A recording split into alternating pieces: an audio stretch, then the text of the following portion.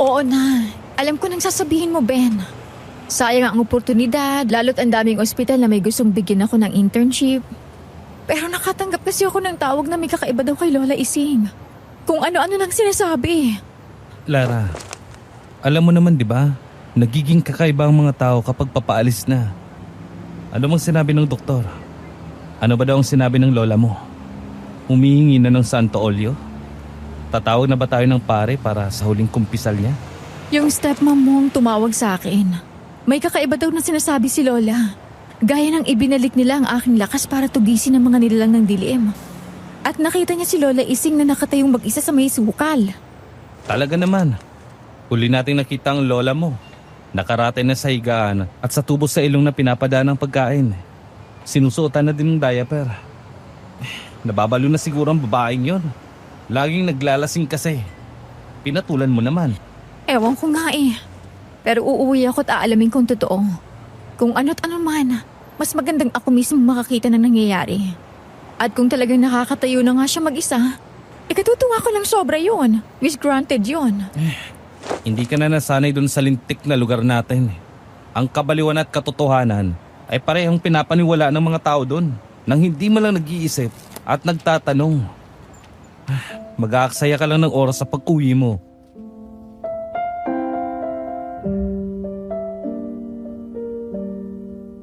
Naranasan niyo na bang makabalita o makasaksi ng himala? O yung may isang bagay kayong hinihiling na kahit alam niyong imposibleng mangyari, ay inihihiling niyo pa rin sa itaas, tapos biglang natupad? Pero may catch, o yung natupad ang hiling, pero sa paraang hindi niyo gusto. Tatanggapin niyo na lang ba? O gagawin niyo kung ano ang tama? Ngayong nalalapit na Kapaskuhan at uso na ang simbang gabi, anong hinihiling niyo sa pagkumpleto ng 9 na araw? Pakilapag naman sa inyong mga sagot sa comment section para mapag-usapan natin kung bakit ito ang aming katanungang ibinabato dahil may direktang kaugnayan ito sa istoryang ibinahagi sa atin ni Nicole. Samahan ninyo kami hanggang sa huling mga katagaan ng kanyang liham at ating alamin kung ano ang buong pangyayari. Ito ang nilalaman ng kanyang sulat. Dear Aswang Diaries at Madam Venus, pagbati mula sa Los Baños, Laguna.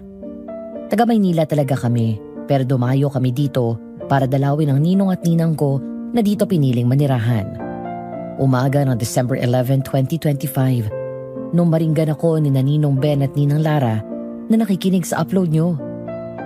Dahil doon, nahikayat silang magkwento.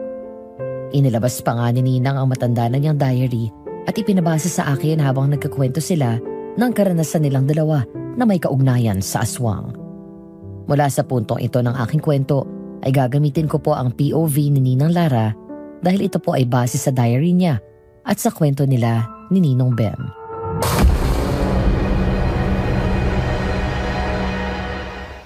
Saglit lang po. Sabi sa'yo ating gabi tayo makakarating. Wala kang bilib sa akin.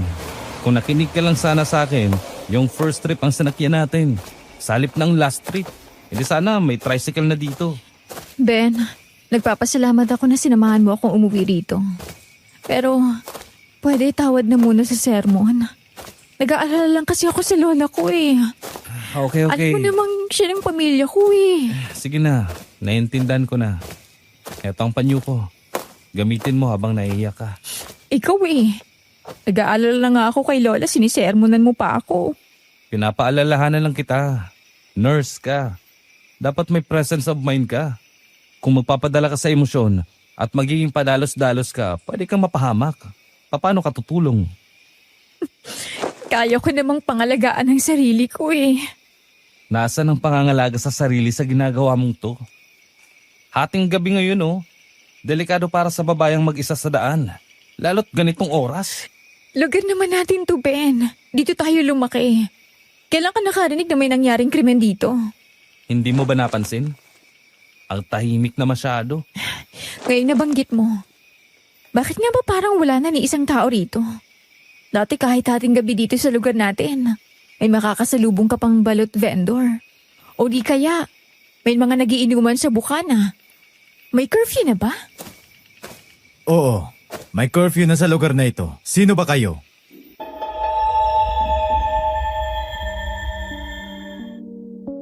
December 11, 2005. Hating gabi nang makarating kami sa aming kinalakhang lugar.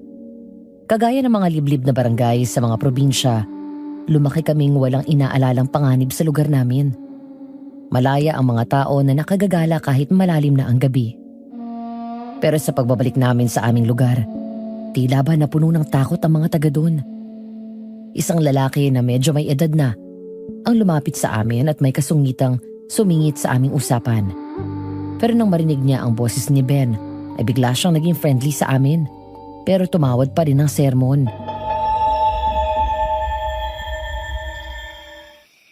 Kap Miguel, ako po ito si Ben. Ben baga na sino? Si Ben na anak ni Dario. Intis na bata ito. At ikaw na pala yan. Hindi ba't nasa krami ka at nagtitraining? Paano? Tapos ka na yan. Eh di may pulis na kami dito. Hindi pa po. Umuwi lang po ako para dumalaw. Ganun ba? Bakit naman gabing-gabi na? At sino ba yung magandang kasama mo? Ito po si Lara. Apo ni Lola Ising. Yung nurse? Opo, tama kayo. Lara, siya si Kap Miguel. Anak siya ni Mang Tonyo. Yung seaman? Oo, siya nga. Siya ang bagong kapitan dito sa barangay natin. Ikinagagala ko po kayong makilala, Kap. Mabalik po ako sa sinabi niyo kanina. Bakit po tayo may curfew? Dati naman po wala. Masyado po bang mataas ang bilang ng krimen dito sa atin? Hindi naman sa ganun. Pero nung mag-uundas, matapos tayong bahain ng mga dalaw sa Pansyong, ilang dayo dito ang naibalitang nawawala. May ilang lokal na residente din na nagre-report na may kung anong nilalang daw ang nakikita pagkagat ng dilim. Hindi naman aswang tinutukoy yung nilalang, di ba? Hindi nga. Yun na nga. Ha?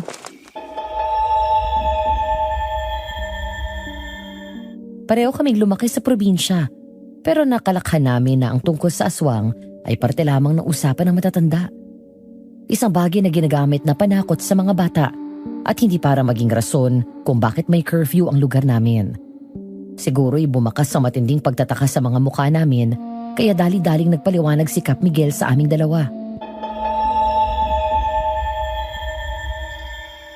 Kutob pa lang naman, wala pa talagang nakapagpapatunay na may aswang ang gumagala dito sa lugar natin. Kami naman ng aking mga tanod ay nagroronda para masiguro ang kaligtasan ng ating mga residente. Baka mamaya ay may masamang loob na naman. Sa bagay. Kung ganun, Kap, habang nandito kami ni Lara, ay isama niyo ako sa pagroronda. Magbobolontaryo akong tanod na panggabi kung payag kayo. Abay siya nga. Sige, maganda yan. May makakasama kaming marunong talaga sa pagharap sa masasamang loob kung sakali. Ano yon? Parang may paparating mula doon sa likod ng mga halaman. Dito ka sa likod ko, Lara. Oh, mga kasama, maghanda kayo. Maging listo kayo. Ay nako, sino ba tong maiigay na to na panayang usap? Nakatakas tuloy ang lintik na inahabol ko. Hoy kayo! Ano kaiigay ninyo? Lola Ising?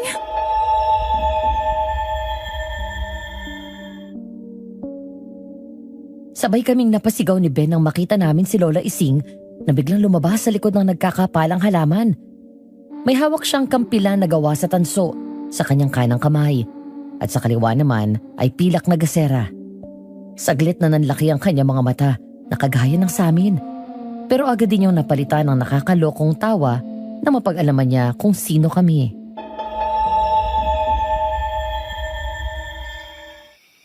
Ano't ubod kayo ng ingay, Ben, Lara? Sumama ka pa, Kap Miguel. Nako, Lola Ising, kayo lang pala yan. Akala namin ay masamang loob na. Ay, kung masamang loob lang ang problema ng lugar na ito, manong makita ninyo akong lumabas? Kita ninyong ginaw na ginaw. Lola?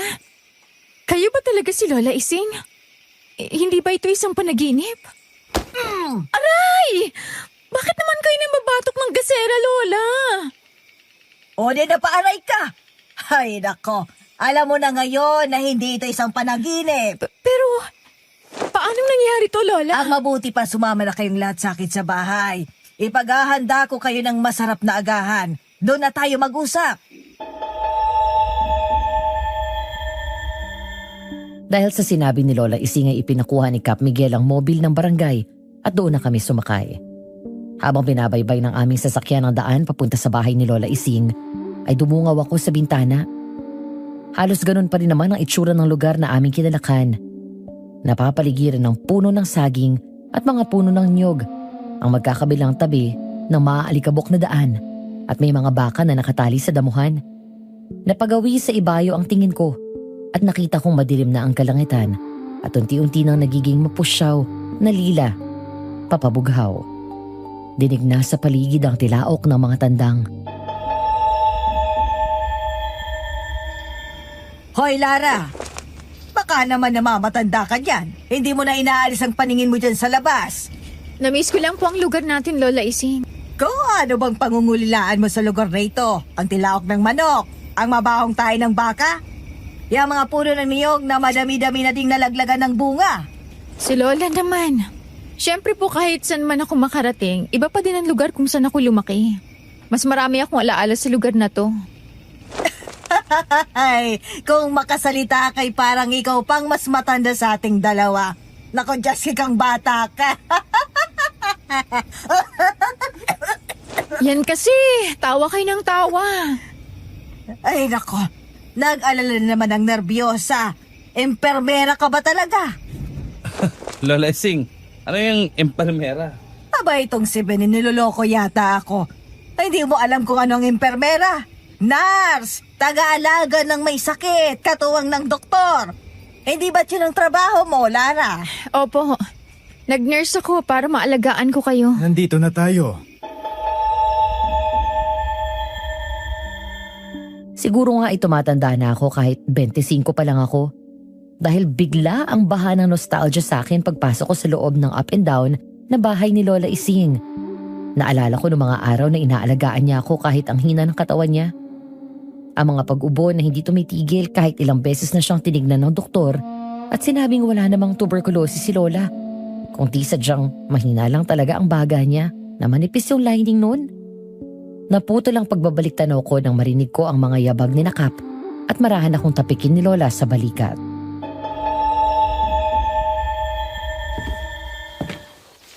Lara, bakit nakatulala ka dyan? Huwag mong sabihing nag-iestranghero ka sa sarili nating bahay. Hindi naman po, La. Medyo binahalang ng nostalgia. Naalala ko lang ang mga araw na hindi mo ako pinabayaan. Kahit ang hina-hina ng katawan mo. Ay, nako, ang apo ko. Napakabata mo pa para maging ganyan. Sigla-sigla! Baka mamaya isipin ni Ben na gluba na ang kanyang pakakasalan. Sige ka! Ay, si Lola naman. Boyfriend ko pa lang po si Ben. Wala pa po siyang balak na pakasalan Saan pa ba tutuloy ang higit 10 taon na relasyon?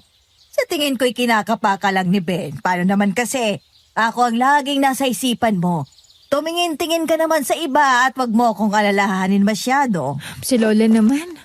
Parang nilimutan na ninyo ang dahilan kung bakit ako nag-nurse. Alam ko. Dahil sa akin, hindi ba? Gusto mo akong alagaan hanggang sa tumandang tanda ako. Yun na nga, Lola. Hindi ko pa nga po natutupad eh. Ano bang hindi? Mula nang tumuntong ka ng 14, ikaw nang sumambot na mga gawaing bahay natin. Pagtungtong mo ng kolehiyo, nag-working student ka. Full scholarship ka. At pinili mo sa lokal na kolehiyo pumasok para maalagaan ako, hindi ba? Hindi pa yun sapat, La. Wala pa po yun sa kalingkingan ng ginawa niyong sakripisyo para sa akin. Ay, naku ang aking apo. Nagsasalita lang ay nagluluha na. Abay tatag-ining. Igugupo ka ng buhay kapag ganyan ka. Ba, ano to? Umiiyak ka na naman, Lara? Halong mangha at natatawa ng bahagya ang nakita kong ekspresyon sa mukha ni Ben nang abutan niya si Lola na ginagamit ang laylayan ng kanyang blusa para pahirin ang luha ko. Parang bata na tinakbo niya kami at binigyan ng tig-isang halik sa noo. Habang puno ng kasiyahan ang boses niya.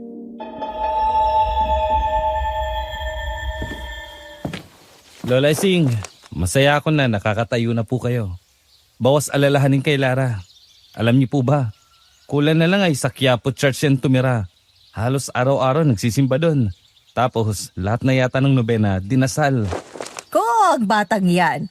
Buti na lang talaga at mapangunawa ka. Swerte sa'yo ng aking apo. Swerte din po ako sa kanya, Lola. Ang sarap magluto niyan. Mana po sa inyo. Buti din at hindi minana ang linaw ng inyong mata. Kita nyo, 4 ang mata. Ang yabang mo naman. Ikaw nga itong wala ng mata kapag tumatawa eh. Nakikita mo pa ba ako? Lit-lit ng mata mong chinito ka. Nagalit ka naman kaagad. Ang ibig ko lang sabihin, ang swerte ko kasi malabo ang mata mo. Kita mo, nasilo kita. Kahit hindi ako masyadong gwapo. Shoo! Palusot mo. Tsaka Tsaka, ang gwapo mo kaya, Ben. Ang daming patay na patay sa'yo nung high school tayo. Swerte ko lang talaga na ako yung nagustuhan mo. at mukhang gusto nang kumain ng tiyan mo, Lara. Tayo na sa kusina at ang makakain na tayo. Ay! Ay, wag na kayong maglalambigan. Magtira naman kayo para bukas. Oh, tara na para makakain. Oh, Lara, bakit ka ganyan? Anong problema? Sa gitna ng pagtatawanan namin ay sumilip na ang sinag ng araw sa bintana ng bahay. Saktong tumama yon kay Lola Ising nang maglakad siya papuntang kusina. Bigla ang gapang ng lamig sa katawan ko. Parang may mga mabalahibong higad ang gumapang sa akin dahil sa kilabot na naramdaman ko. Iba ang anino ni Lola Ising. May sungay, matangkad na malaki na parang binanat at may buntot. Natulala akong saglit. Nanlaki ang ulo ko kaya ako yun naipilig. Nang tinan ko ulit ang anino ni Lola, normal na yun. Kaya naman... Wala naman. Lara, hindi lang wala ang pamumutla mo. Lalong hindi katang-isip tong panlalamig mo. Ano bang problema? Yung anino kasi ni Lola eh. Parang kakaiba. Alam mo yun? Parang dambuhalang paniki na may sungay. Lara, sabihin mo nga sa akin, bago ba tayo bumiyahe pa uwi, nagtuhog ka ng duty? Hindi ka na naman ba nakatulog ng maayos? Nahihiya kasi ako sa mga katrabahong maiiwan ko eh. Bigla na lang ako nagpaalam tapos magiging pabigat pa ako. Naku, baka inaantok nga lang ako kaya kung ano-anong nakikita ko. Sa tingin ko nga, mabuti pa kumain na muna tayo. Tapos, kapag nakapagpalipas ka na ng busog, ay magpahinga ka na para makabawi ka ng tulog. Sinunod ko ang payo ni Ben. Pansamantala kong ikinalma ng lubusan ng sarili ko at natulog ako ng mahimbing. Pero bigla na lang ako nanaginip. Isang pangyayari nung 10 taong gulang ako kung saan biglang naglura ng buo-buong dugo si Lola matapos siyang umubo ng sunod-sunod. Kumabog ng malakas at sunod-sunod ang dibdib ko. Para akong mabibingi at namanhid ang dulo ng mga daliri ko. Hindi ako makahinga. Napasigaw ako pero walang tunog na lumalabas. Doon ako nagdesisyon na kurutin ang sarili ko para magising. Hinahapo ako na biglang napabalikwas ng bangon sa kama ko. Umiikot ang paningin ko ng bahagya habang malikot na sinuyod ng mga mata ko ang kabuuan ng aking kwarto.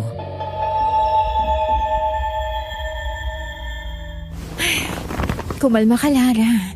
Nakaraan na yun. Ligtas na si Lola. Anong oras na ba? Nasa na ba yung wristwatch ko? Eto lang pala sa unan ko. Pasado 6:00 na. Napahaba pa lang tulog ko. Ha? Ano yun? Naku po, baka natutumba si Lola. Lola! Kung ano-anong masasamang senaryo ang naglalaro sa isipan ko bago ko pa nabuksan ang pinto ng kwarto ni Lola Ising. Inisip ko na agad kung paano ko siya bibigyan ng paunang lunas at dadalhin sa ospital. Pero sa pagbukas ng pintuan ng kanyang kwarto... Ay, Lara, nagising ka ba sa ingay? Ay, pasensya ka na. Nabitawan ko kasi itong libro na aking inaabot mula sa aking tokador. Lola! Ano bang ginagawa ninyo? Delikado na po sa edad ninyo umakyat-akyat ng ganyan sa silya. Tawagin niyo po ako kung may kailangan kayong buhatin o abutin na bagay. Ay, ako'y naririndi na sa kagaganyan mo. Kayo nga ni Ben ay bumalik na sa Maynila. Sinabi ko naman sa iyo noon, kaya ko na ang sarili ko. Hindi ka naniniwala at bigla ka pang umuwi ng walang pasabi. La, ano bang nangyayari dito? Alam nating dalawang lagay ninyo. Kaya nga ikinuha ko kayo ng tagapag-alaga eh. Pero anong dinatnan ko? Hating gabi ay nasa labas kayo at may dala kayong kampilan at gasera. Mas gugustuhin mo pa ba na nakaratay ako?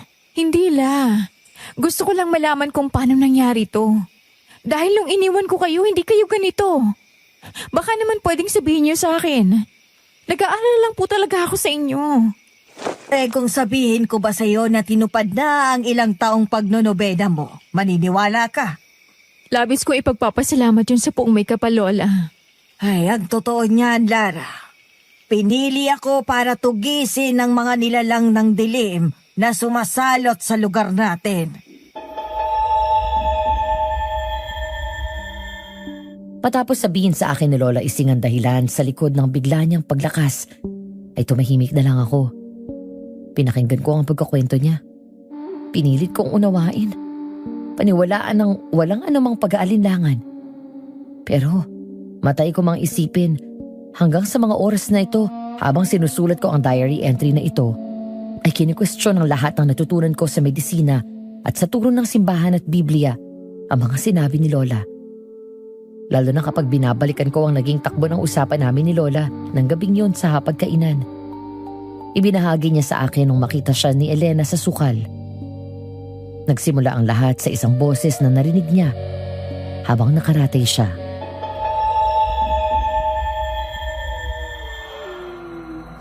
Ay, nako. Malapit na yata talagang oras ko. Panay na galulong ng mga aso. Sana man lang ay hayaan ako ng panahon na makapagpaalam sa aking apo na si Lara. Bago ako pumanaw.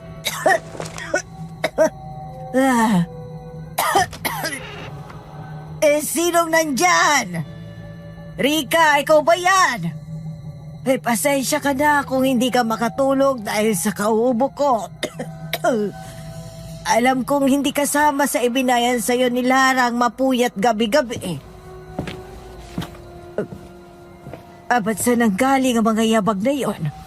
Wala naman palang tao. Ay, naku. Anong nangyayari dito? Mahuhulog ako. Aray ko.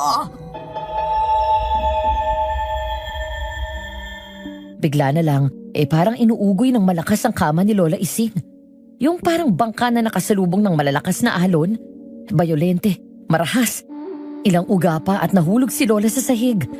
Umikot ang paningin niya at sandaling pinangapusan ng hininga.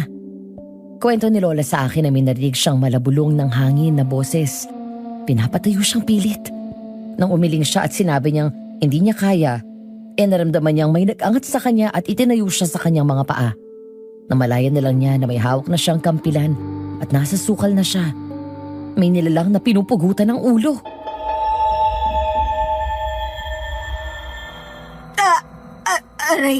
Aray ko. Tinatanong nga kita. Sino at nasa nang tumawag sa'yo dito? Ituro mo sa akin. Ganun Hindi mo alam. Pues, hindi binubuhay ang katulad mong walang silbi.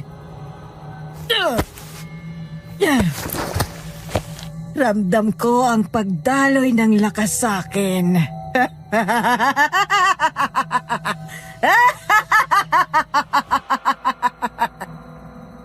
Ay, wag kasi dyan. Ano ba? Dahan-dahan. Nakikiliti naman ako eh. Sinong nandyan? Sinong basustong nang aabala? Aling Ising?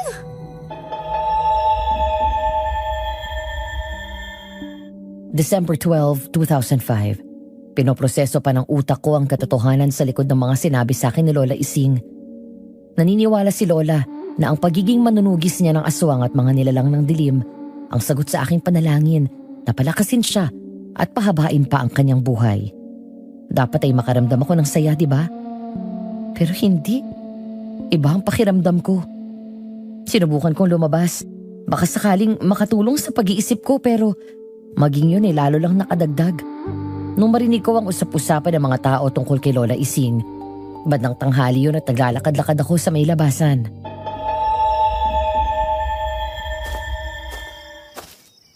Sinasabi ko na sa inyo. Iba ang nakita ko. Diyos ko. Naunsyam yung gabi ko. Paano pa namang hindi? Abay, sumisisid na si Anton, biglang bumuglaw ang matandang yun sa talahiban. Natapos ang gabi ko, napatapik-tapik na lang kay Manay. Ay, heto naman palang apo. Ano, Lara? Kumusta ang lola mo? Nahati na ba sa kalahati ang katawan? Ay, nako! Magandang hapon, Aling Elena. Anong magandang hapon ka dyan? Ang sabi ko, Narinig ko ang tanong ninyo. Hindi na ninyo kailangan pang ulitin. gano'n naman pala eh. Pero wala akong balak sagutin. Aba, may pagkabastos ka din pala eh, no? Alam kaya ni Ben ang lihim mong ugali na yan? Kilala ako ni Ben na may ugali kapag nagagalit. Pumapatol din ako sa kahit na kanino kapag alam kong tinatarantado ako. Pusong mamon lang ako kapag tungkol kay Lola Ising. At halata namang nananarantado si Aling Elena. Kahit naman nung mga teenager pa kami, talagang mainit ng dugo sa akin ng stepmother ni Ben. Ilang beses na rin kami nagkaroon ng parunggitan, pero hindi naman matinding away. Ngayong araw pa lang sana. Pero bago pa ako makabanat ng salitang maanghang, bigla na lang sumulpot si Ben at siyang nambara sa stepmother niya. Alam kong may lihim na ugali si Lara. Lalo na kapag sintonado ang kausap niya. Ben, ano bang sintonado? Tinatanong ko lang naman si Lara tungkol sa lola niya. Hindi naman po kasi tama ang tinanong nyo kung nahahati ang katawan ni Lola Ising. Ito naman kung makaho sa akin. At saka na naman masama sa tinatanong ko. Alam ng lahat dito na naghihintay na lang ng oras yang si Tandang Ising. Bigla na lang ay naging masigla. Ano naman hong masama doon? Answered prayer ho ni Lara yun. Dahil hindi talaga siya napagod, naihiling na bumuti ang kalagayan ni Lola. Naku Ben, huwag tayong maglokohan. Idinasal ko din na humaba ang buhay ng tatay mo. Kinuha pa din siya sa atin. Iba naman ang sitwasyon ni tatay. Oras na talaga niya. At ang lola niyang si Lara ay hindi? Ilang taon na bang matandang yun? 75. Ubod tagal na ng buhay. Sinasabi niyo bang porket maedad ng lola ko, ay dapat nang mawala? Hintayin yung mga lubot din yung balat nyo at lumutong yung mga buto ninyo. Ipapanalangin kong kunin na rin kayo ni kamatayan. Wala kang respeto sa nakakatanda sa'yo ah! Bakit? Iginalang niyo ba ang lola ko? Balik bunot lang din. Matuto muna kayong rumespeto ng iba. Ah, ganon! Halika dito at tuturuan kita ng tamang respeto na impakta ka! Ay, nako! Sinugod ako ng sabunot ni Aling Elena. Pero bago pa niya ako nahagip humarang na si Ben sa pagitan namin at hinawakan na magkabilang pulsuhan niya. Sandali siyang nagwala. Kuno. Pero sa tingin ko, drama lang yun para hindi halatang nilalanti niya si Ben. Dahil agad din siyang kumalma nung maramdaman niyang malapit sa kanya ang matipunong dibdib ni Ben. Sumandig siya doon at nagdrama na parang teenager. Kakadiri talaga. Sa tuwing maaalala ko yung eksena na yun, kinikilabutan talaga ako at gusto kong masuka. At nabanggit ko na lang din ang kilabot. Kanina habang nag-iisa ako sa bahay, napagpasyahan ko mag-ayos ng mga cabinet namin. Bandang 7:00 ng gabing yun. Kagaya ng nakasanayan ko, inuna ko ang tokador sa kwarto ni Lola Ising.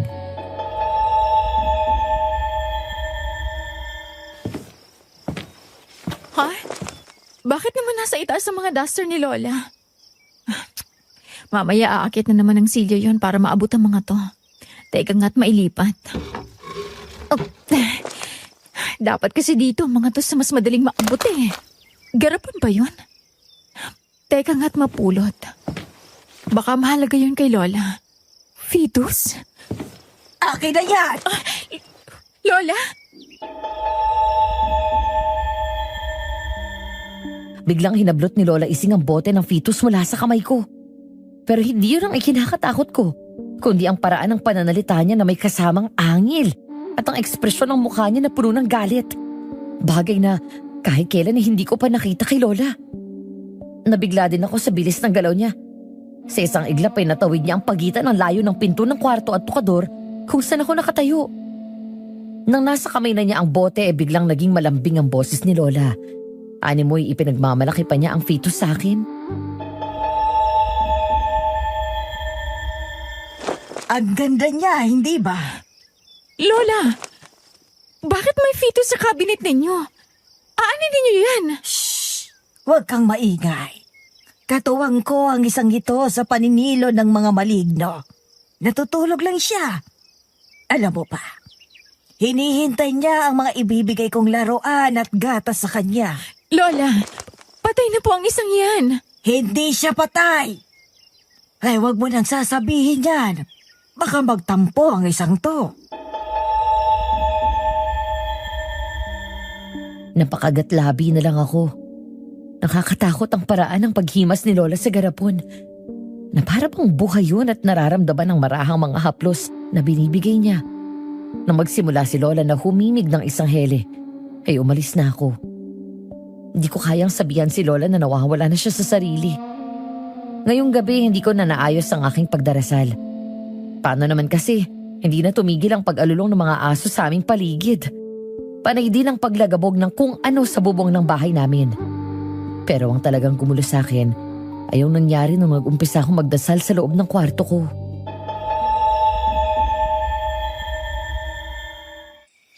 Sa ngalan ng Ama, ng Anak, ng Diyos Espiritu Santo.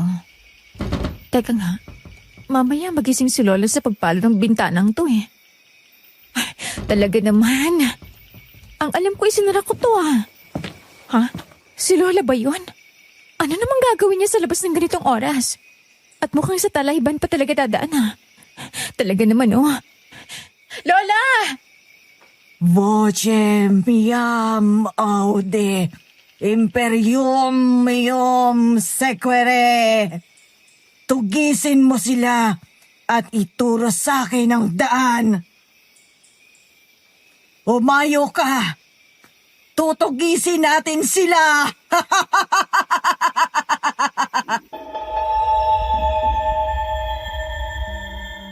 Ang fetus na nasa bota ay gumalaw at naglakad. Sa pag-angat ni Lola Ising ng gasera niya, saktong tumama ang liwanag noon sa kanyang mukha. Iba ang nakita ko. Hindi si Lola Ising na nakagisnan ko, kundi isang figura na may malisyosong ngiti. Yung tipong pang-horror movie na alam mong walang mabuting gagawin. Hindi ko alam kung dahil lang yun sa tama ng liwanag ng gasera sa mata niya. Pero pula ang kulay ng mga alikmata niya. O yung iris.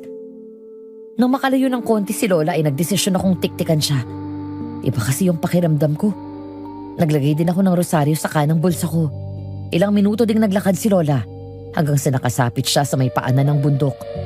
Tatawagin ko sana si Lola nang biglang may humablot sa akin at namalayan ko na lang na nakasandig na ako sa puno at may dalawang pares na mga matang hindi ko pagsasawa ang tignan. Kahit pagabutas lang ng alkansya ang butas nun. Ano sa tingin mo ang ginagawa ng isang magandang dalaga sa ganitong lugar? Kung kailang kagat na ang dilim, Ben, anong ginagawa mo dito? Paano mo ako nasundan? Una, parang yan yung tanong ko sa'yo eh. Pangalawa, kung lumilingon ka lang sana, nakita mo sana akong nasa harapan ng bahay nyo. Tapos nasyak ako na bigla kang pumasok sa loob ng talayban. Mula doon sinundan na kita. Galing naman. Sa akin ginamit ang natutunan sa police training. Ngayon, pakisagot ang tanong ko, miss. Bago kita arestuin sa salang paglabag sa curfew at sa pagtambay sa ganitong lugar. Wala ka pong lisensya para mang-aresto. Parehas lang tayong walang lisensya, Miss Intern Nurse. Oh, bakit ka nga nandito? Sinundan ko si Lola. May kakaiba sa kanya eh. Nasaan ba siya? Andyan lang siya. Huwag ka masyadong maingay. Hoy, halika nga dito. Pero hindi ko na naawat pa si Ben. Lumabas siya mula sa pinagkukublihan naming puno at ilang beses niligid ang lugar. Kunot ang noo na bumalik siya sa tabi ko at prangkang sinabi ang naging bunga ng kanyang pagmamasid. Wala si Lola Ising. Sigurado ka ba na siya talagang nakita mo? Ben naman eh. Nakasalamin nga ako. Pero hindi ko mapagkakamala ng ibang tao bilang si Lola Ising. Okay. Hindi ko siya nakita pero may napansin ako mga bakas, makalampas na mga baging na yon. Alam kong hindi napapayag na maiwan na at hintayin mo ako sa bahay niyo. Kaya heto, hawakan mo to. Sumpak ito. Oh, alam kong marunong kang humawak ng ganyan. Akin itong sanga na napulot ko. Tara na, huwag ka magdadalawang isip na barilin ang sino mang masamang loob na makikita mo.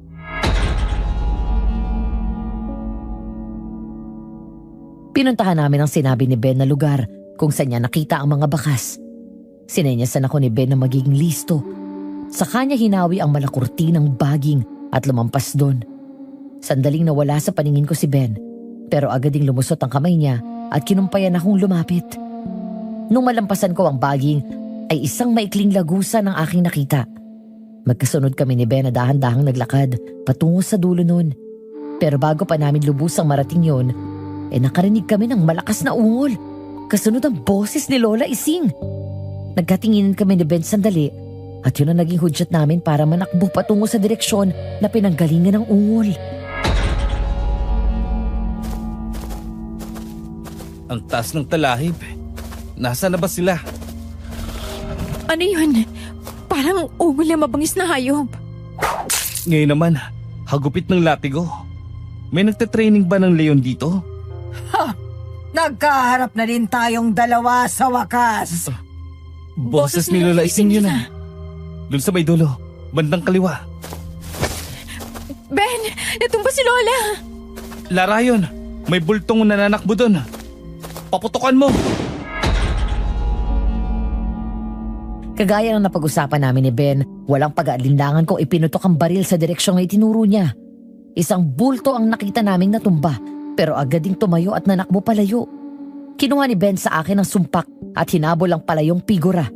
Ako naman ay agad na sinakluluhan si Lola at tinignan ko kung may malalang pinsala ba siya. Awa naman ng Diyos wala. Maliban sa maliit na gurlis sa pisngi. Palahod akong naupo sa sakong ko at ipinatong ang ulo ni Lola sa kanlungan ko. Ilang minuto ang lumipas at bumalik na si Ben.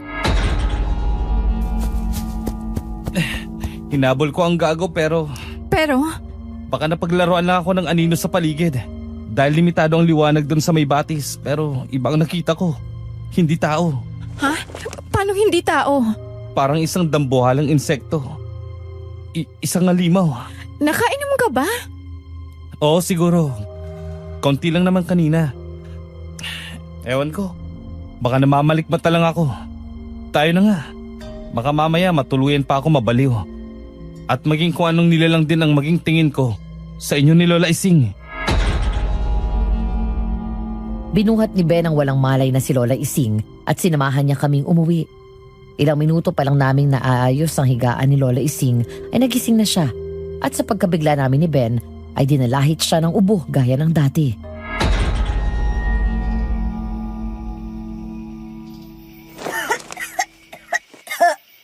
Ay, dito maaari. Hindi ako makatayo. Binabawi nila ang lakas ko. Huminahon muna kayo, La. Hindi po makabubuti sa inyong pag-i-hysteria. Lalabas ako. Hahabulin ko ang aswang na yon. Lola, hindi po maganda ang kulay nyo. Magagalit sila sa akin. Bayaan niyo akong umalis. Lola, humiga po kayo at kakabitan ko kayo ng oxygen. Medyo hindi na po magandang kulay ng labi ninyo. Ay, sinabi ng hayaan mo akong makalis. December 13, 2005. Kasabay ng pagputok ng liwanag ay ang pamamaga ng pisngi kong sinampiga ni Lola Ising. Hindi pa din naman maipaliwanag ni Ben ang nangyari. Basta matapos siyang sumigaw na parang may sanib at sampigahin ako, bigla na lang siyang nawala ng malay. Nanginginig man ako sa pagkabigla ay inasikaso ko pa rin si Lola.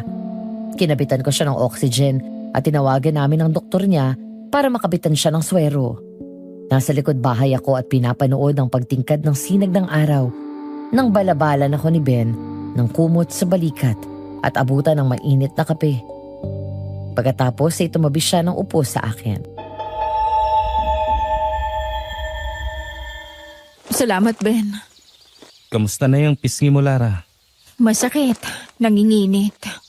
Hindi ko akalaing magagawa sa yun ni Lola Ising. Ako man ay nabigla. Kahit kailan na hindi namalo si Lola. Kahit simpleng palo sa braso, hindi niya ako binigyan ng bata pa ako. Pero alam mo ba kung anong pinag-aalala ko? Yung kakaibang boses na lumabas kay Lola Ising, nung galit na galit siya bago ka sampigahin. Oo, Ben. Ilang kilabot ang gumapang sa akin ng magtamang mata namin. Alam ko sasabihin mo baka nadala lang ako ng shock o kaya hindi naman itinuro ng nursing ang tungkol sa mga kakaibang nilalang. Pero iba kasi. Ang nararamdaman mo? Oo, ganun na nga. Aminado ako sa iyo na hindi ako naniniwala sa mga ganyan. Pero hindi ibig sabihin nun ay babaliwalain ko na lang ang mga alalahanin mo. Salamat. Kaya naisip kong pagsuyuan na muna yung bilas ng tatay ko para magbantay kay Lola Ising. Pumunta tayo kay Apo Elias. Sino yon? Hindi lang naman ikaw ang nagtaka sa biglang paglakas ni Lola Ising eh. Kahit ako. Kaya nagtanong-tanong ako dito sa mga matatanda. Sabi nila, kay Apo Elias tayo magtanong. Kahit ano daw ay masasagot ng matandang yun. December 14, 2005. Inintay lang namin ni Ben na makarating ang bilas ng namayapa niyang tatay. Pagkatapos ay pumunta na kami sa matandang tinatawag na Apo Elias. Doon siya nakatira sa dulo ng barangay. Nakatabi lang nang sa amin. Nasa may gate na kawayan pa lang kami ng bahay niya, may nakita na kaming matanda na singputi ng tsyok ang buhok at nakatitig sa amin habang palapit kami.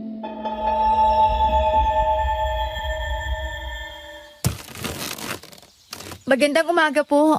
Hinahanap po namin ang bahay ni Apo Elias. Ako si Elias. Apo Elias, isang matanda po sa barangay namin na nagsabi na kung may katanungan daw po kami, usuliran na hindi masasagot ng lohika o di kaya ng sensya. Siguradong kayo daw po ang may kasagutan. Kaya pala ako nagluto ng pagkadaming buto ng utaw. Ay darating pala kayo. Kung sino man ang nagturo sa inyo dito sa lugar ko, siguro ay may kinikimkim na pot sa akin. Po? Oh, Ano pong ibig niyong sabihin? Aba isang binabalak gawing hapunan ng dinalang ng dilim at isang nilalansi ng kampo ng kadiliman ang ipinadala sa akin. hindi po namin kayo maintindihan. Ang mabuti pa ay tumuloy na muna kayo. Mag-usap tayo sa loob ng aking bahay. Sa loob ng bahay ni Apo Elias ay kapansin-pansin na parang nawala ang bigat ng nararamdaman ko. Sabi ni Bene, ganun din ang naramdaman niya. Maaliwalas ang buong bahay at wala ang amoy na parang nakakasulasok na iniinda ko sa bahay ni Lola Ising. Bago kami kinausap ni Apo Elias ay binigyan niya kami ng puting papel. Pagkatapos ay ipinasulat ang buong pangalan namin maging ang aming mga kaarawan. Nang matapos niyang basahin ang aming mga isinulat, saka siya nagkwento. Wala akong nilibanan na kahit isang detalye sa mga nangyari noong mga nakaraang araw. May dala ka bang larawan ng lola mo? Heto lang pong nasa wallet. Abay, si Ising to ah. Kilala niyo po si Lola Ising? Magkaibigan ang mga pamilya namin. Dahil parehas kaming mga lahi ng i-spiritual. Sanggang dikit kami ng iyong lola. Pero, nung tumuntong kami ng 16 ay nagkahiwalay na kami. Bakit po? Pareho sana kaming napili na magmana ng karunungang lihim na may kinalaman sa panunugis ng aswang. Pero hindi pwede si Ising. Mahina ang katawan niya. Kaya hinayaan siya ng pamilya niya na mamuhay ng normal. Pero Apo Elias, kung hindi pwede si Lola dahil mahina, bakit po naging manunugi siya ng aswang? Nakita mo na ba kung papaano ang ginagawa ng lola mo kapag may tinutugi siya? Hindi pa po. Pero minsan ko nakita nagtatago siya ng fetus sa garapon.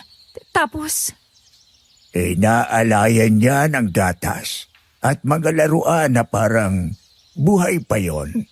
ganun nga po. At ikaw, Ben, may hindi ka sinasabi dito sa kasintahan mo. Po, Teka, paano niyo po nalamang may relasyon kami? Ibinulong ng aking mga gabay. Pagkasabi nun ay iniwan kami saglit ni Apo Elias. Ang sabi niya sa amin ay may kukunin lang siya sa loob. Pero ramdam namin na binigyan lang niya kami ng privacy para makapag-usap ni Ben. Ilang sandali na namayani ang katahimikan sa pagitan naming dalawa. Tapos, pasimpleng tumikhim si Ben. Dahil pakiramdam ko nag-overthink siya, inunahan ko na siya ng magsalita.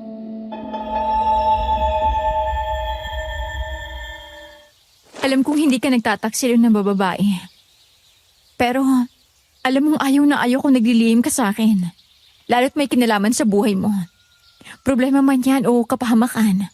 Sinabi na natin sa isa't isa na no secrets, di ba? Oo. Hindi ko lang kagad nasabi sa'yo. Ang totoo niyan, kaya ako nagboluntaryo na maging tanod din na kapitan.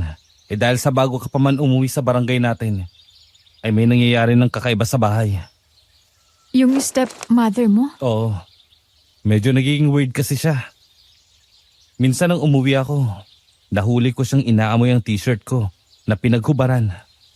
Tapos may mga pagkakataon na nagigising akong nakaupo siya sa tabi ng kama ko. Pinapanood niya akong matulog. Bakit hindi mo agad sinabi sa akin? Para ano? Dagdagin ko pang alalahinin mo? Hayan. At hindi mo na nga mai-apply ang training mo sa presence of mind kapag si Lola Ising na ang usapan. Pasensya ka na sa akin, Ben. Salamat sa pag-unawa mo sa akin.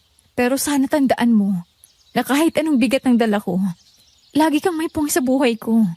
Laging may espasyo sa isipan ko para mag-alala para sa'yo.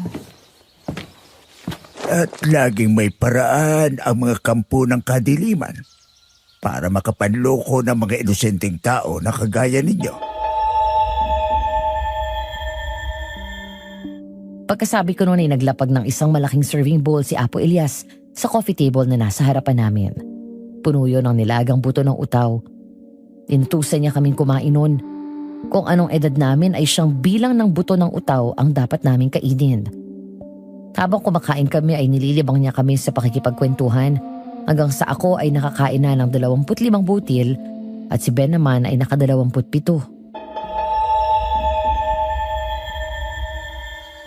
Anong masasabi niyo sa buto ng utaw? Masarap ba? Hindi ko masama, pero hindi ko masasabing paborito ko siya.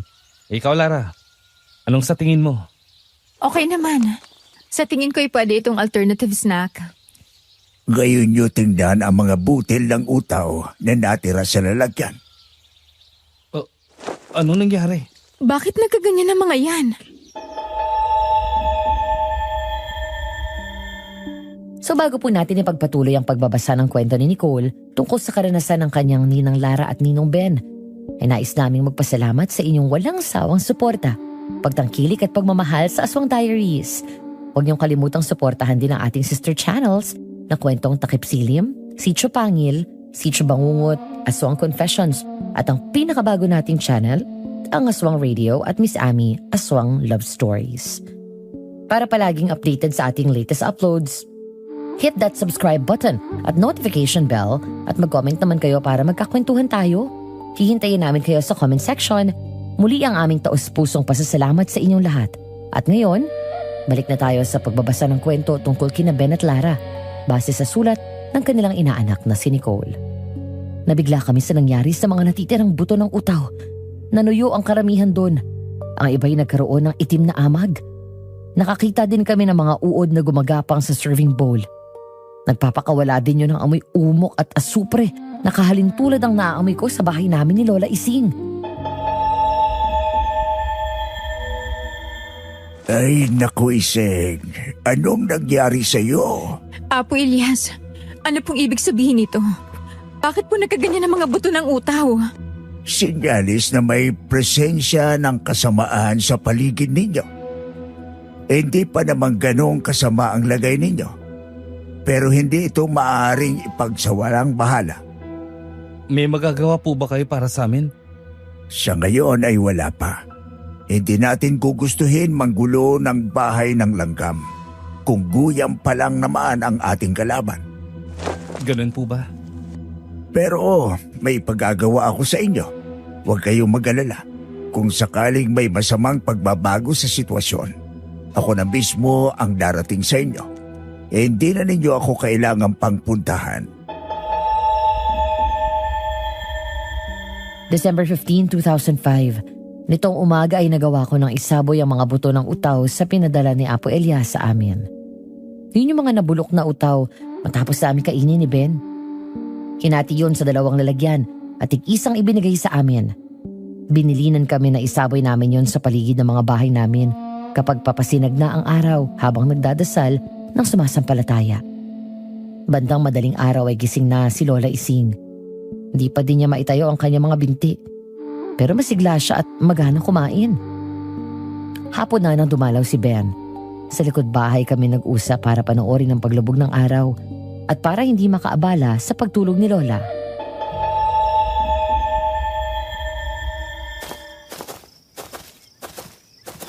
Kumusta na si Lola? Balita ko gising na daw at malakas ng kumain. Tama yung pagkakabalita sa'yo. Medyo nag-aalala nga ako dahil parang hindi normal ang lakas ng kain niya. Isa pa yung hindi pa din siya makatayo. Ikaw pa, kumusta dun sa bahay niyo ng stepmother mo? Kagabi pa akong walang kasama sa bahay. Kapag wala pa siya mamayang gabi, ire-report ko na siya as missing person.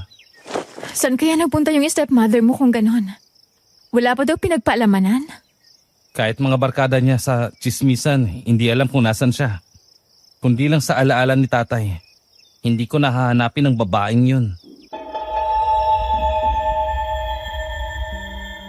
Kahit naman noong mga teenager pa kami, harapang sinasabi ni Ben sa tatay niya na hindi talaga niya gusto ang babaeng ipinilit niya bilang asawa sa namayapang nanay ni Ben. Bagay na palagi lang tinatawanan ng tatay niya.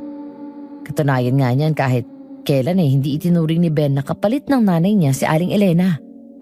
Marahan kong hinaplos ang ulo ni Ben bilang tahimik na pagsasabi na nauunawaan ko siya. Nang biglaan na lang ay nakarinig kami ng kaluskos sa talahiban na katabi ng likod bahay namin. Hindi natin tuloy makita kung ano nandyan sa talahiban na yan. Mamaya may anaconda na pala dyan. Ito naman nakapagbiro ka pa. Seryoso mo kasi masyado. Teka nga, matingnan na. Mamaya, tadtarin mo pa ako ng tusok ng karayom dahil sa asar. Grabe ka sa akin Karayom talaga. Nagtunog mang kukulam naman ako. Heringgilya kasi ang tamang word. Parehas na din yun. Mula sa talahib na nasa kabilang banda ng barbed wire na nagsisilbing pagitan namin at sa lupang pag-aari ng mga Jacinto, ay isang lalaking ubot-hubad at duguan ang lumabas. Walang pag-iingat niyang isinuot ang sarili niya sa pagitan ng mga matutulis na alambre. Hindi niya alintana na sumasabit na ang kanyang braso, balikat at puwetan pati na rin ang binti niya sa mga tuhog-tuhog noon. Pagulong siyang lumapag sa bakuran na parang nababaliw. Nagsisisigaw na parang mababaliw siya.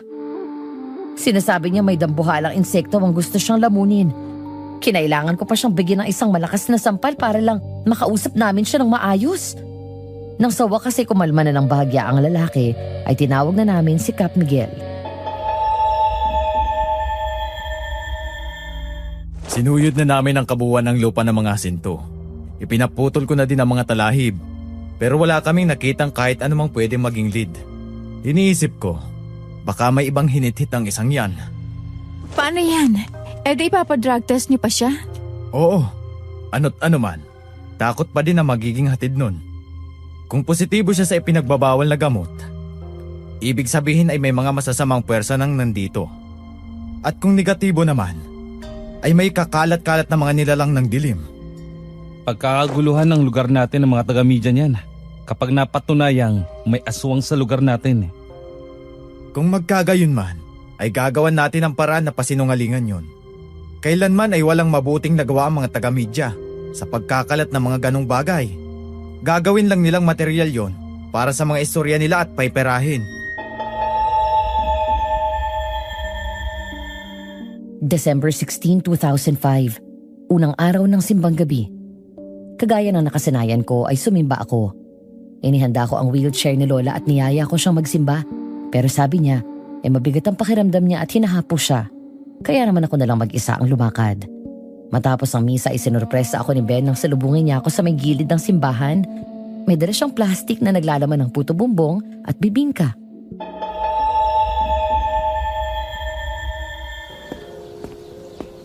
Good morning, Lara. Ben, nandiyan ka pala. Simbang puto bongbong at bibingka ka ha. Hindi, oy. Maaga kaya akong nandito. Umabot pa nga ako sa rosaryo ng nobena. Talaga lang ha. Sige ka, nakikita ka ni Lord. Heto nga, oh. Dala ko pang rosaryong kamagong ni tatay. Ba, butit hindi ka nasunog no? Wala kang bilib sa mga espiritual, hindi ba? Talaga to. Lagi kang nagdududang tumas sa akin, ah. Kapag tungkol sa mga ganitong bagay.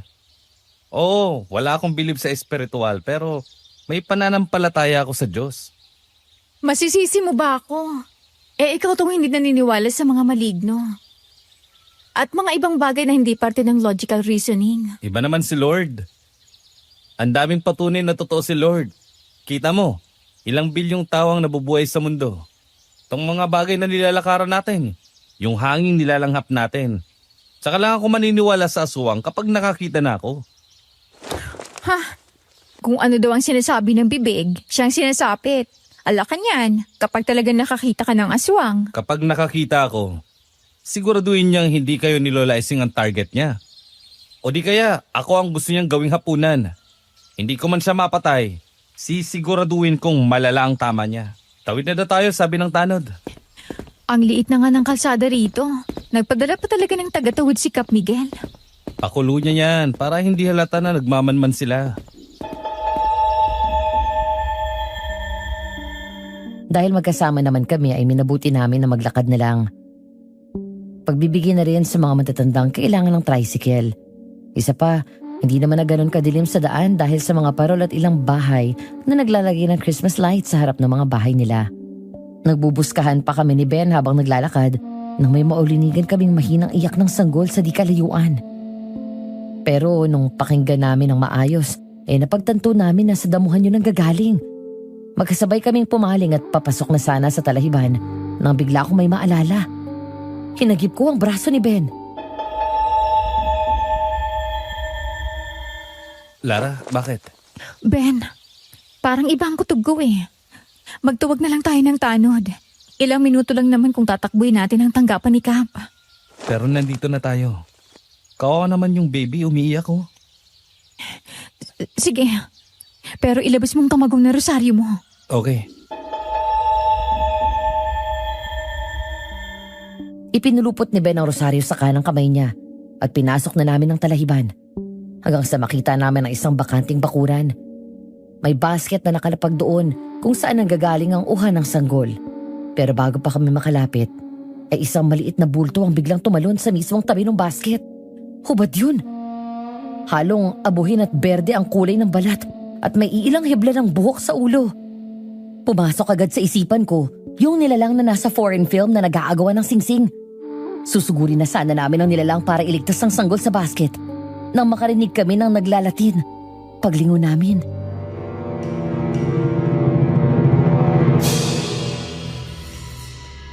Sabi na't lalabas ka. Nasilo din kita. Ano mang gawin mong pagpupumiglas ay walang epekto. Ipinako na kita gamit ang pangungusap ko. Ngayon, sa ayaw at sa gusto mo ay sasagot ka. Aba, marunong din naman palang matakot ang tulad ninyo, ano? Huwag kang mag-alala. Bibilisan ko ang kamatayan mo kung ibibigay mo sa akin ang tamang sagot. Simulan natin sa konting hiwa dito sa may sikmura mo. Saan nyo itinago ang pinanggagalingan ng lakas ninyo? Matibay ka, ha? Sige, lakihan natin ng konti. Hindi mo naman ikamamatay ang paglaylay ng bituka mo. Diyos ko po, ano yan? Si Lola Ising ba talaga yan? Yung nakikita natin? Hindi ko na alam, Ben. Ilang araw pa lang tayo dito. Pero parang katumbasan ng ilang dekadang pagbabago nangyari kay Lola. Minsan nga natatakot na ako sa kanya. Wala sa akin ang nakikita kong dugo o ang paglaylay ng bituka ng maliit na aswang na pinaglalaroan ni Lola Ising. Pero hindi ko na kayang makita pa ang tuwa sa mukha ng lola ko. Para na siyang ibang tao. Hindi na siyang lolang kinalakan ko. Hindi siya brutal at lalong hindi siya sadista. Ang babaeng nasa harapan namin ay isang estranghera na may mukha lang ni Lola. Mula sa pinagkukublihan namin ni Ben ay lumabas ako at sumigaw. Tama na yan! Lara, paano ninyong nalaman na nandito ako? Hindi namin alam na kayo palang nandito, Lola. Sinundan lang namin ang uha ng sanggol. Ganun pala. Ano to, Lola? Kanina lang niyayaya kitang magsimba, umayaw ka. Kahit pa nung sabihin ko nakahanda pang wheelchair nyo. Ang isinagot niya sa akin ay masama ang pakiramdam nyo. Pero heto kayo. Pinatawad nila ako, Lara. Nagalit sila nang mabigo akong patayin yung aswang na binaril ninyo ni Ben. Kaya binawian nila ako ng lakas. Pero nung maiwan akong mag-isa kanina, binigyan nila ako ng isa pang pagkakataon para makabawi. Lola, ano bang sinasabi ninyo? Sinong sila? Hindi ko kayo maintindihan. Sila ang nagbigay sa akin ng lakas at kakayanan laban sa aswang. Ibinubulong nila sa akin ang mga kaalaman, ang pangungusap, para tugjisin at puksain ang mga nilalang ng dilim. May ipinapahanap din sila sa akin. Huwag kang magpaawa. Hindi matatapos ang pagdurusa mo hanggat hindi mo ibinibigay ang tamang sagot na gusto ko.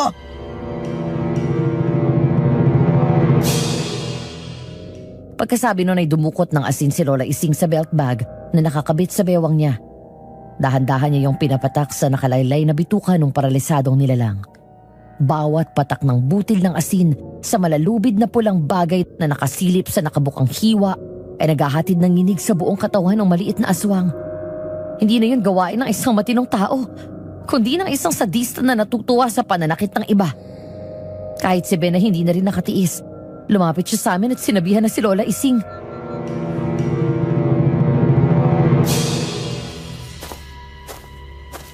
Lola, ano bang ginagawa ninyo? Ano pa nga ba? Di pinupuksa ko ang salot na kampo ng kadilimang ito. Hindi nyo ba napapansin na nababahala na si Lara sa mga pinaggagawa ninyo? Huwag nyo na lang akong panoorin kung ganon. Iwan nyo na ako. Hindi ko naman kailangan ng tulong ninyo sa ginagawa kong panunugis sa mga ito. Patayin nyo na lang. Bakit kailangan nyo pang pahirapan? Torture na yan, Lola. Ano bang torture ang sinasabi mo, Lara?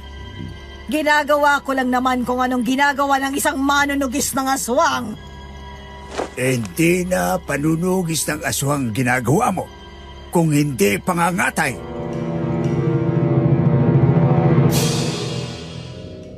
Pinutol ng kung kanino mang boses ng lalaki ang pagpapaliwanag ni Lola Ising. Baka sa boses ni Lola na hindi niya nagustuhan ang pagsingit ng mapang-akusang tono ng bagong dating. Ilang saglit lang kaming nakinig sa kaluskos na palapit at nang sa wakas ay iluwa ng nagtataas ng talahibang nagsalita.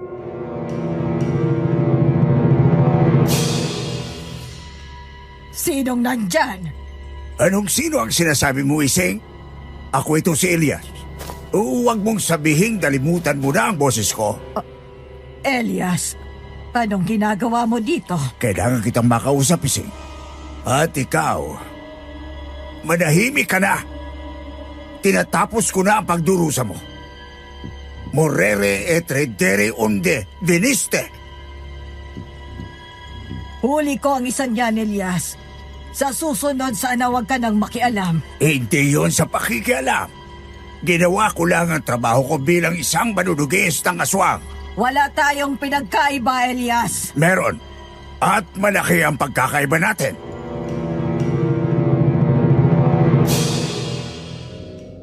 Naramdaman namin ang tensyon sa pagitan ni Lola Ising at Apo Elias habang nagkakatitigan sila. Si Lola Ising ang unang nagbawi ng tingin. Iiling-iling na itinaas niya ang dalawang kamay niya na para bang sinasabi niyang ayaw na niya makipagtalo. Si Apo Elias naman ay ngumiti. Itinaas niya ang isang kamay habang ang isa'y humihimas sa batok niya habang umiiling.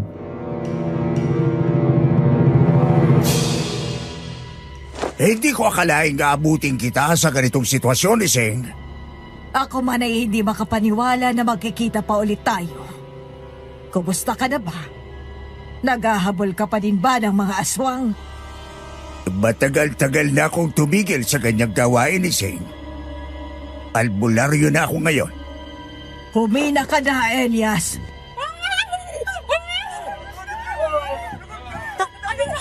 Ano raw? May natagpuan daw na patay doon sa may kuprahan. Sabay-sabay kaming apat na lumabas mula sa talahiban. Papabughaw na ang kalangitan noon. Nang tumingin ako sa wristwatch ko ay 5:30 na. Inabutan namin nagkakagulo ang mga tao at papatakbo sa iisang direksyon. Maging ang mga galing sa simbang gabi na nakababalik lang ay nakisama sa panguusyoso. Pagdating namin sa koprahan ay napapaligiran na ng tao ang lugar. Nasa sentro noon si Kap Miguel at ang isang bagay na may taklob na puting kumot. Nang makalapit kami,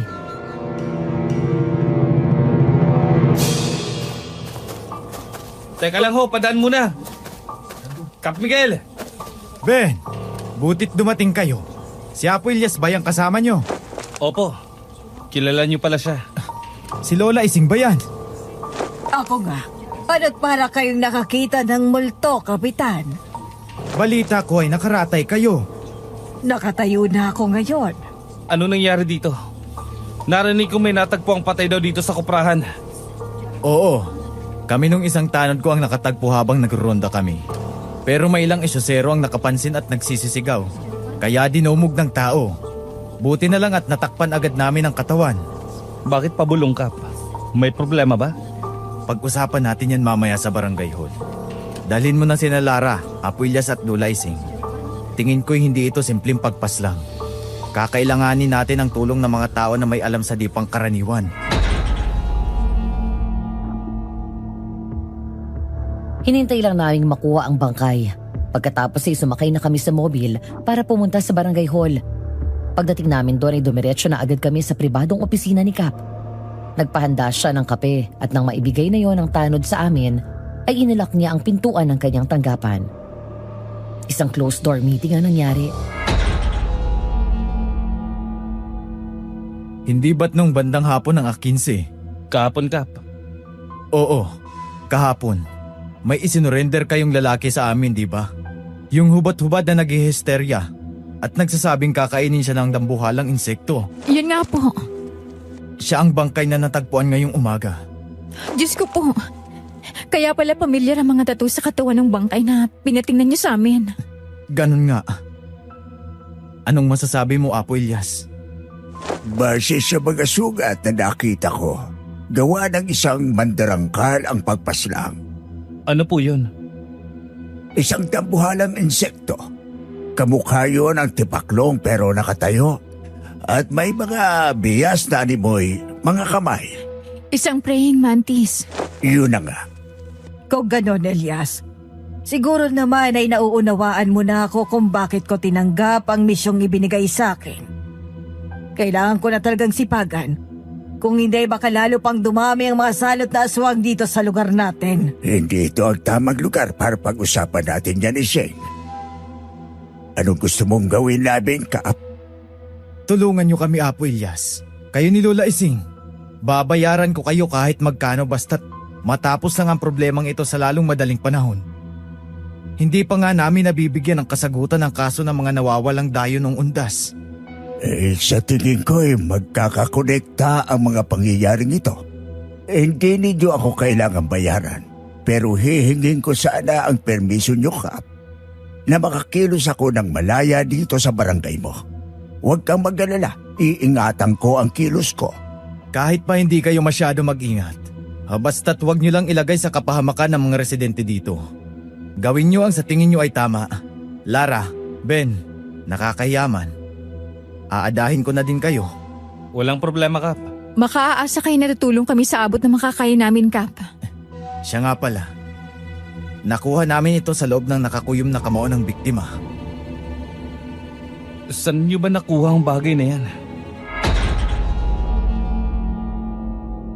Ang bagay na ipinato ni Cap Miguel sa lamesa ay isang bracelet na pambabae.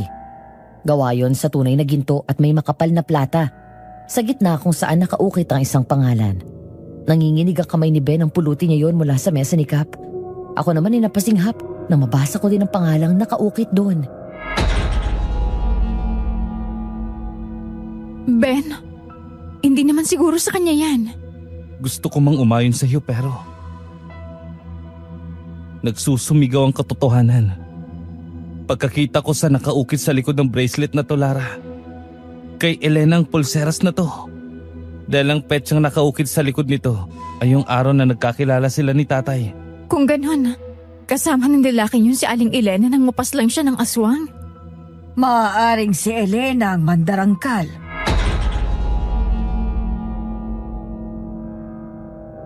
Parehas kami ni Ben na hindi nakakibo sa sinabi ni Lola Ising. Maraming maaring maging dahilan kung bakit nasa loob ng nakakuyom na kamao ng lalaki ang pulseras ni Aling Elena. Hanggat wala kaming ibang patunay, mahirap ang maghaka-haka. Natapos ng pakikipag-usap ni Cap sa amin at bandang tanghali na. Inihatid kami ng mobil sa bahay. Sumama sa amin si Apo Elias dahil sabi niya ay may mahalaga silang pag-uusapan ni Lola Ising. Nang makarating kami ay dumiretso sila sa likod bahay. Tinulungan naman ako ni Ben na magluto ng pananghalian.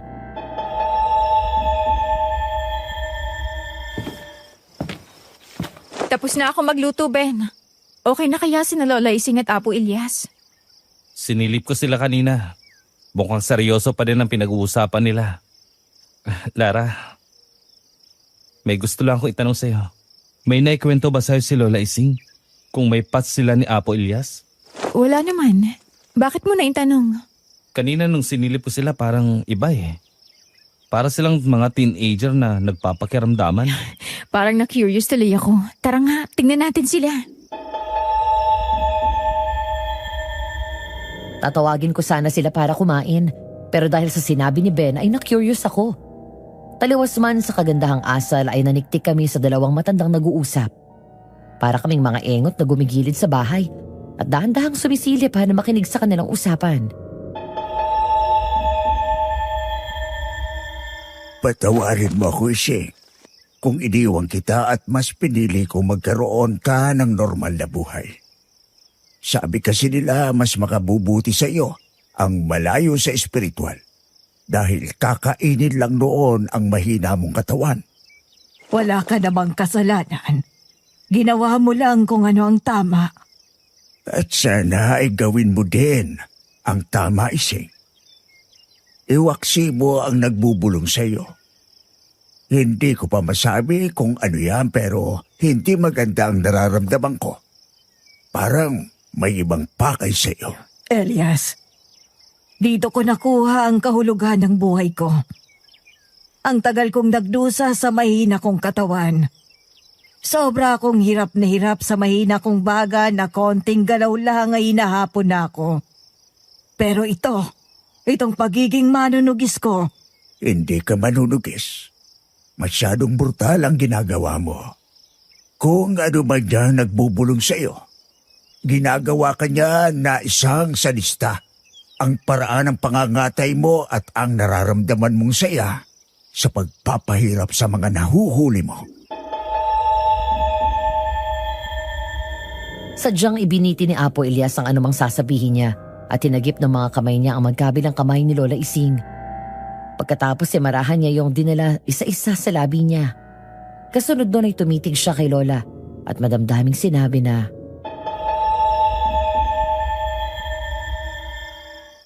Ay, hindi maganda. Hindi ka ba masayang makita akong masiglang gaya nito? Sabi sa'yo eh, kakaiba sila. Parang dadagin pa yata ni Lola Ising ang love team nating dalawa. He, puro kakalokohan eh. Ano't para kang excited dyan? Ito naman, para kinikilig lang ako eh. Bihirang makakita ng romance sa mga matatanda. Kadalasan ay puro away bata. Masaya ako. Pero hindi ko pwedeng ipikit na lang ang mga mata ko sa nakikita kong mali. Mali bang maituturing? O kung saan man galing ang lakas na ito? Pero ito ang nagbibigay sa akin ng kakayanang maging normal, maging malakas. Tatanggapin ko kahit pasino anong puwersa ang pwedeng magbigay katuparan nun. Huwag mong subukin ang tadhana, Iseng. Sabi nga ng mga ninuno natin, mag-ingat sa paghiling. Dahil baka may ibang magbigay at tumupad nun. Pero hindi sa paraang gusto mo. Tumugos sa akin ang babalang sinabi ni Apo Elias kay Lola Ising. Sa tagal-tagal kong nanalangin at humihiling para kay Lola at iginigiit ang gusto ko na sa paniniwala ko'y kailangan niya. Hindi ko na naisip ang naisin ng Panginoon. Doon ko naalala ang kakaibang anino ni Lola na nakita ko nung unang araw na dumating ako dito sa amin. Bigla ang sikdo ng kaba sa dibdib ko. Paano kung may ibang puwersa ang nakialam sa masidhing paghiling ko na yun? Naputol ang pag-iisip ko nang may marinig kaming kumakatok sa gate. Medyo asar pa kami nang harapin namin yung tao dahil abala sa pinag-uusyoso namin sa usapan nila Lolo at Apo Elias. Hindi namin lubos sa akalain ang balitang hatid ng tao ang magiging dahilan kung bakit pagsapit ng hapon nasa ospital kami.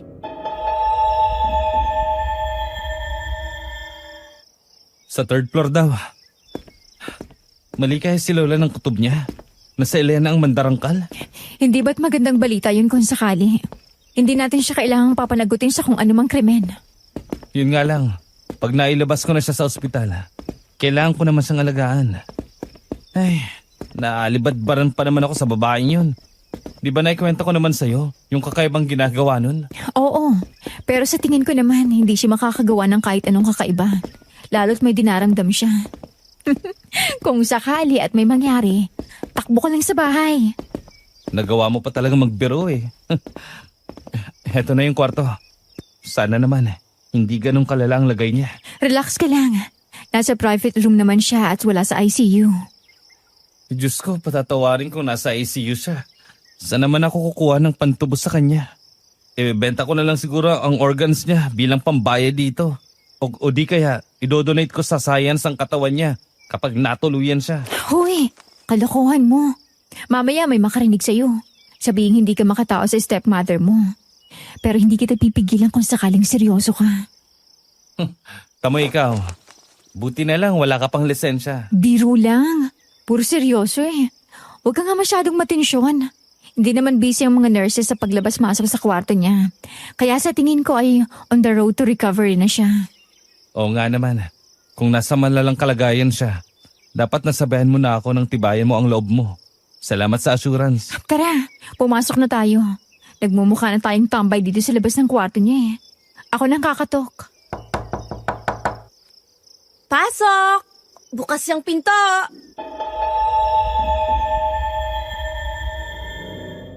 Ang lahat ng pag-aalala ni Ben ay nawala at napalitan ng kaunting inis nang salubungin kami ng pinaghalong halimuyak ng pabangong amoy poon. Yun bang saigon? At yung masangsang na amoy ng nail polish pagbukas namin ng pintuan. Inabutan namin si Aling Elena na may nakakabit pang swero pero naka-rollers ang buhok at may kolorete sa mukha. Nangingibabaw din ang amoy usok ng sigarilyo. Agad kong binuksan ang bintana para lumabas ang amoy ng kwarto. Ay naku, Lara. Isara mo ulit yung bintana. Naaamoy ng bantay sa ibaba ang amoy na galing dito. May hilo kayo sa sari-saring amoy na nakakulong dito sa kwarto. Ano na namang katarantaduhan to? Sabi na nagbalita sa amin ay 24 hours kayong walang malay. May tama kayo ng baril sa balikat. Ano't ginawa na niyong parlor ang hospital room dito? Naninigarilyo pa kayo. Naglilibang lang naman ako eh. Nakakabagot kaya. Pinagagaling kayo. Ano nakakabagot dun? Manood kayo ng TV. O kaya naman ay makinig kayo ng radyo. Hindi nakakausap ang mga yun. Kaya nga hindi kita gustong tawagan ng ospital eh. Dahil alam kong ganito ang ugali mo. Kung hindi nga lang at wala akong pambayad sa bills ko, nung kang ipapaalam ko sa'yo ang nangyari sa akin. Ah, ganon. Pera pala ah. E di hindi ko na kailangan pang makipagplastikan na concern ako sa kalagayan nyo. Sige, sasagutin ko ang lintik na hospital bill nyo. Pero bago yon, sagutin nyo muna ang tungkol dito. Kung hindi lang dahil sa training ko sa pagnanursing, sinampiga ko na si Aling Elena. Kung tutuusin, wala naman dapat pakialam sa kanya si Ben. Stepmother lang siya at kahit kailan naman ay hindi siya nagpakaina sa boyfriend ko. Nakakadiri nga siya dahil sumisimple siya ng paglalandi sa stepson niya. Dahil sa sinabi ni Aling Elena ay nahalatang tuluyan ng uminit ang ulo ni Ben. Ibinato niya sa kama ang pulseras na nadala. Lumabas ang tunay na pakay niya kung bakit siya pumunta sa ospital para makita ang stepmother niya.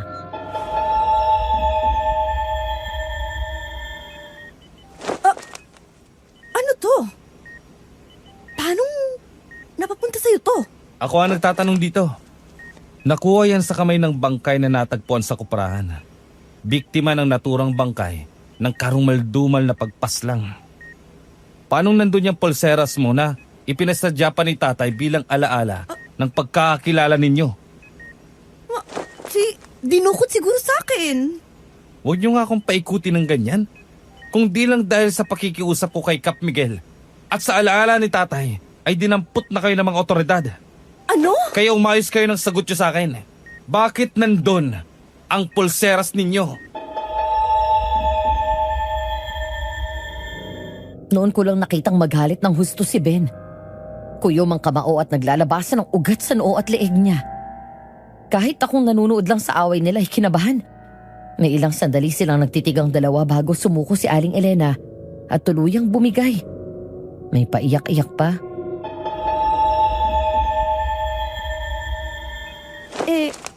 Kasi Ben, namimiss ko ang init ng pagmamahal ng tatay mo. Nakakadiri kayo. Ang laki ng agwat ng lalaking yun sa inyo. Mas bata pa nga ng di hamak sa akin ng lalaking yun eh. Hindi, Ben. Maniwala ka. Naghahanap lang naman talaga ako ng kausap. Pero, inakala niyang nilalandi ko siya. Tinutukan ba naman ako ng baril nang tanggihan ko ang pagpaparamdam niya? Mahirap paniwalaan ang sinasabi ninyo. Nagsasabi ako ng totoo, promise. Katunayan nga niyan, matapos niya akong barilin sa balikat ay hinablot niya ang pulseras kong ito. Kaya kung namatay siya, karma niya yon. Sana talaga natuluyan na lang ako eh. Para nakita kami ng tatay mo. Pagkatapos binitawan ni Aling Elena ang linyang yun, ay humagulgol siya ng ubod ng lakas. Yung palahaw talaga. May nakarinig sa amin kaya pinasok na ang kwarto. Pagkakita ni Aling Elena sa nurse ay lalo siyang naghisterya. Dahilan para palayasin kami ng nurse. Nasabihan pa kami na nangaharas ng pasyente. Wala kaming nagawa kundi ang umalis na lang. Siyempre, kami pa rin ang nagsettle ng hospital bill.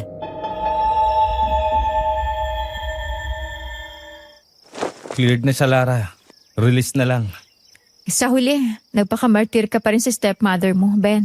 Gusto mo bang matawag na santo o uto-uto? Lara, ginawa ko to. Hindi dahil nagpapauto ako. Minsahe ko to kay tatay. Ito na ang huling kabutihan na ibibigay ko kay Elena. Hindi ko maintindihan, Ben. Naniniwala ka ba talaga sa pampamas na arte ng babaeng yon? Ben, Huwag mo nang isaalang-alang ang damdamin ko. Hindi na tayo iba sa isa't isa. okay. Sa tingin ko nagsisinungaling siya. Yun din ang pakiramdam ko. Kaya ako siya pinalusot. Ay dahil sa dalawang bagay. Una, gusto ko sanang umamin siya. Pero hindi naman niya ginawa. Pangalawa, Ayaw mo siyang maginala na alam mo nagsisinungaling siya. sakto. Alam mo talaga ang takbo ng isipan ko. Pero mag-iingat ka. Oo, at trained ka na maipagtanggol ang sarili mo dahil sa police training mo.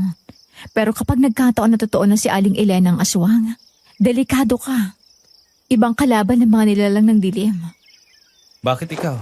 May alam ka? Wala akong alam masyado pero medyo pamilyar ako dahil sa pamilyang pinanggalingan ni Lola Ising. Hindi naman pwedeng hindi ako ma-expose kahit papano sa mga ritual ni Lola at sa mga libro niya sa bahay. Anong maipapayo mo sa akin? Magbaon ka palagi ng asin. Maglagay ka ng bawang sa kwarto mo para ligtas ka. Maging listo ka. Sabi ng iba, mainam na pangontra ang kamagong na rosaryo. Sige, ikukwintas ko ang rosaryo ni tatay sa akin. Ben, mag-iingat ka. Oo naman. Yayayain pa kita na Yayayain? Saan? kahit saan. Ewan ko sa'yo. December 19, 2005. Pang-apat na araw ng simbang gabi. Ilang araw ding naging tahimik. Nanatili din si Lola sa bahay. Sa tingin ko ay pinakikinggan niya ang mga payo ni Apo Elias. Katakataka din na biglang sumama si Lola Ising sa akin sa simbahan. Pero kakaibang kinikilos niya.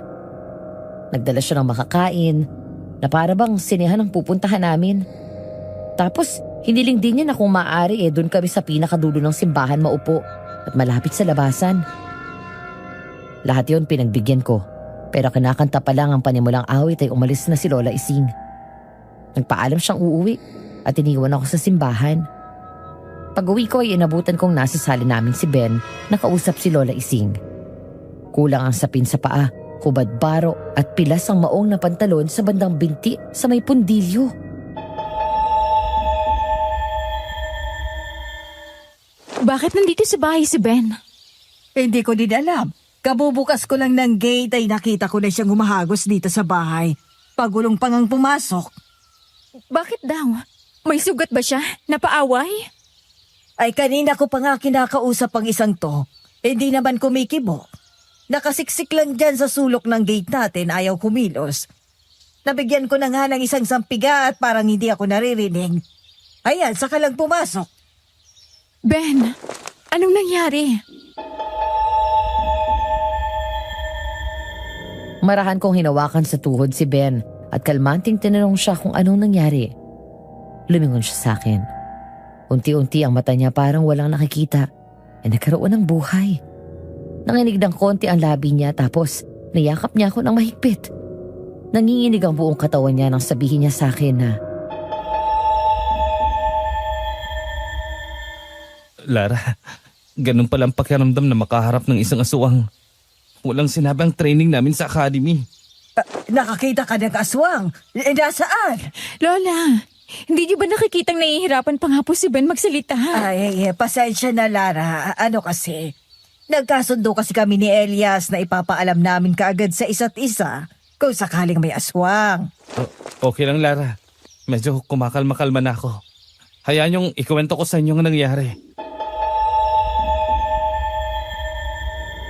yung ilang araw na hindi siya pumupunta sa amin ay nagko-close monitoring siya kay Aling Elena. Pinagmumukha niyang inaalagaan niya si Aling Elena pero ang totoo at tinitiktikan niya ang galaw ng stepmother niya. Kaya naman mula sa paglabas sa ospital hindi na niya hiniwalayan ang babae.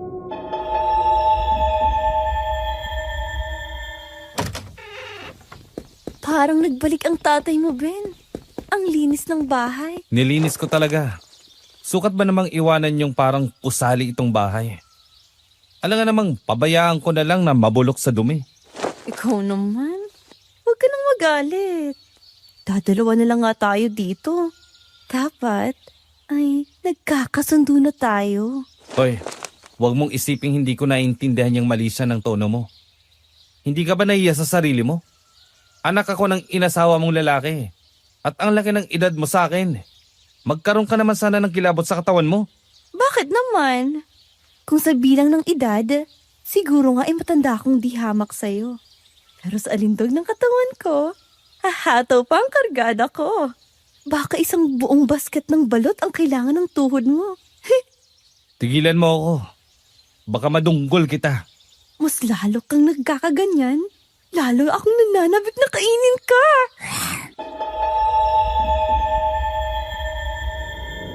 Ilang araw silang natahimik. Nanatili sa bahay nila si Aling Elena at ganun din si Ben. Inihingi niya ng tawad sa akin ang bantilaw niyang paniniwala sa naging usapan namin sa ospital tungkol sa posibilidad na aswang si Aling Elena. Niniwala naman siya pero hindi ganun kaseryoso ang ginawa niyang pag-iingat dahil mas lamang ang sapantahan niya na isang mamamatay tao ang stepmother niya. Kaya nang gabing atakihin siya ng aswang na si Aling Elena, wala siya nagawa kundi ang manlaban sa abot ng kaya niya at manakbo papunta sa amin. Ayon sa kanya, ganito ang nangyari. Natutulog na siya sa kwarto niya nang mapansin niyang may mabigat na nakadaghan sa may sikmura niya.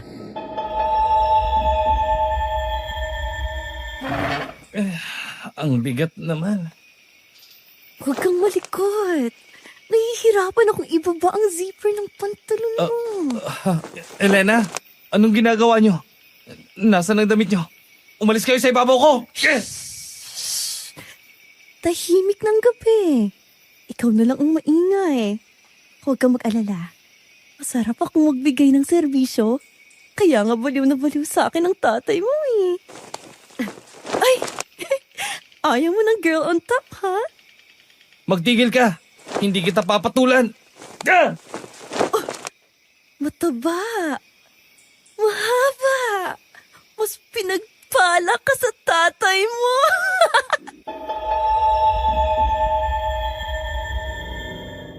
Mula sa pagkakakubabaw ni Aling Elena ay kumawala si Ben. Kumabig siya at napailalim ang stepmother niya sa kanya. Tinuunan niya yon ng magkabilang balikat para hindi makagalaw. Pero umigpaw ang isang kamay noon at hinagip ang kabahagi niya. Nang umpisahan ni Aling Elena na himasin ang parting yon ng katawan ni Ben sa mahalay na paraan, agad siyang nagpatihulog sa sahig. Bagay na ikinainis nito. Bakla ka ba? Bastos kayo! Baboy! Umalis ka sa kwarto ko! Abat? Hindi ka pa nakakatikim, no? Tigang ka kay Lara? Huwag kang mag-alala. Nandito ako. Papasayin kita. Nakakadiri ka! Hindi kita papatulan. Ganon? Di gagawin na lang kitang hapunan!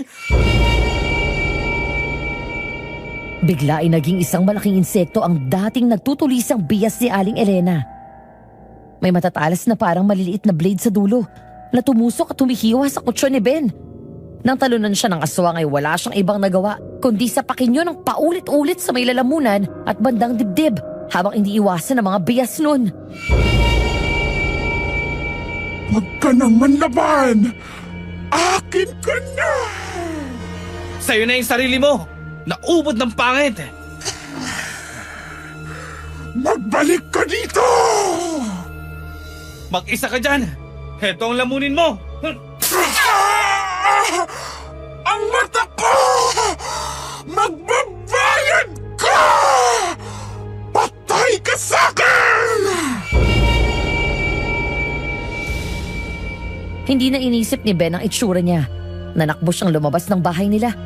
Hindi na inisip ang mga batong humihiwa sa talampakan niya o ang lamig ng hangin na humahalik sa katawan niya.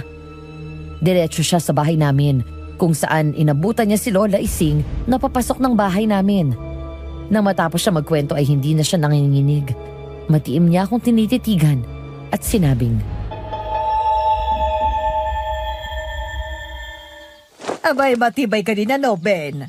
Sa iba ibibigay na. Magandang hubog ng katawan ng madrasta mong si Elena. Kaya nga naging masidhi ang panlalabang ko sa kanya, Lola. Dahil sa tinatablan ako ng pagkiskis ng hubad niyang katawan sa akin. Nagigising ang hindi dapat na magising. Bagay na hindi ko gusto dahil stepmother ko siya.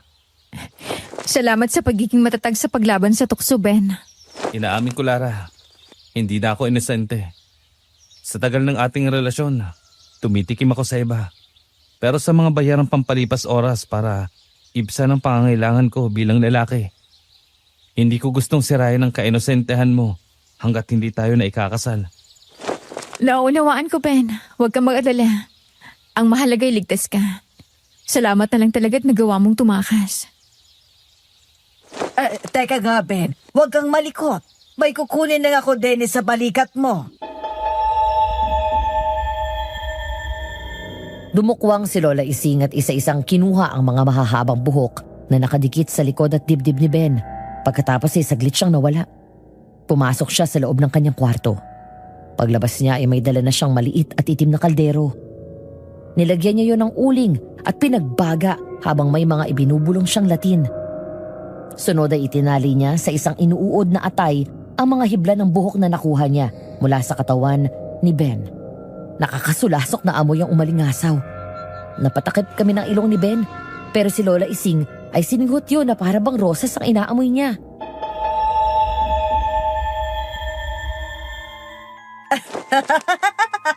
Nahagip din kita sa wakas. Ikaw palang may hawak ng hinahanap ko. Hindi ka na makakatakas sa akin. Lola, ano ba sinasabi niyo? Magpigil ka! Hindi ako ang lola mo! Diyos ko po. Wala dito ang Diyos mo. Ako lang ang nandito. Ako ang nagbigay ng hinihiling mo para sa lola mo.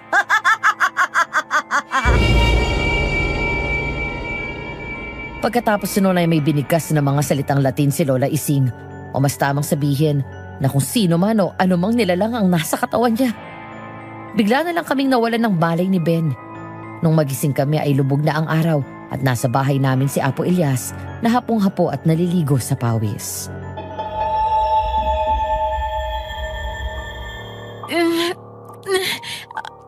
Rico, ang sakit ng ulo ko. Apo Elias? Gising na ba kayo, Lara? Opo. Anong nangyari? Ben, butit nagkamalay ka na. Nawalan ba ako ng malay? Dalawa tayo nawalan ng malay. Paano nangyari yun? Huling narinig ko ay may kung anong binubulong si Lola Ising. Sampal hangin, pangungusap, na pampawala ng malay tao. Paano po na nandito kayo, Apo Elias? May usapan kami ni Ising na dadalaw ako ngayon para tulungan siyang palayasin ang nakababa sa kanya. Nakababa? Ano po yun? Nakadikit, nakakapit. Kapag malala na ang sitwasyon, nakasanib. Kung ganon, hindi pa naginip ang nangyari. Ay, ano bang nangyari dito? Pwede niyo bang ibahagi sa akin? Ibinahagi namin kay Apo Elias sa mga pangyayari. Inumpisahan ni Ben sa nangyari sa bahay nila. Mula sa pagiging mandarangkal ni Aling Elena hanggang sa pagbabago ni Lola Ising ng boses. Matapos ang aming pagkukwento ay tungong-tungo si Apo Elias abang panay ang iling.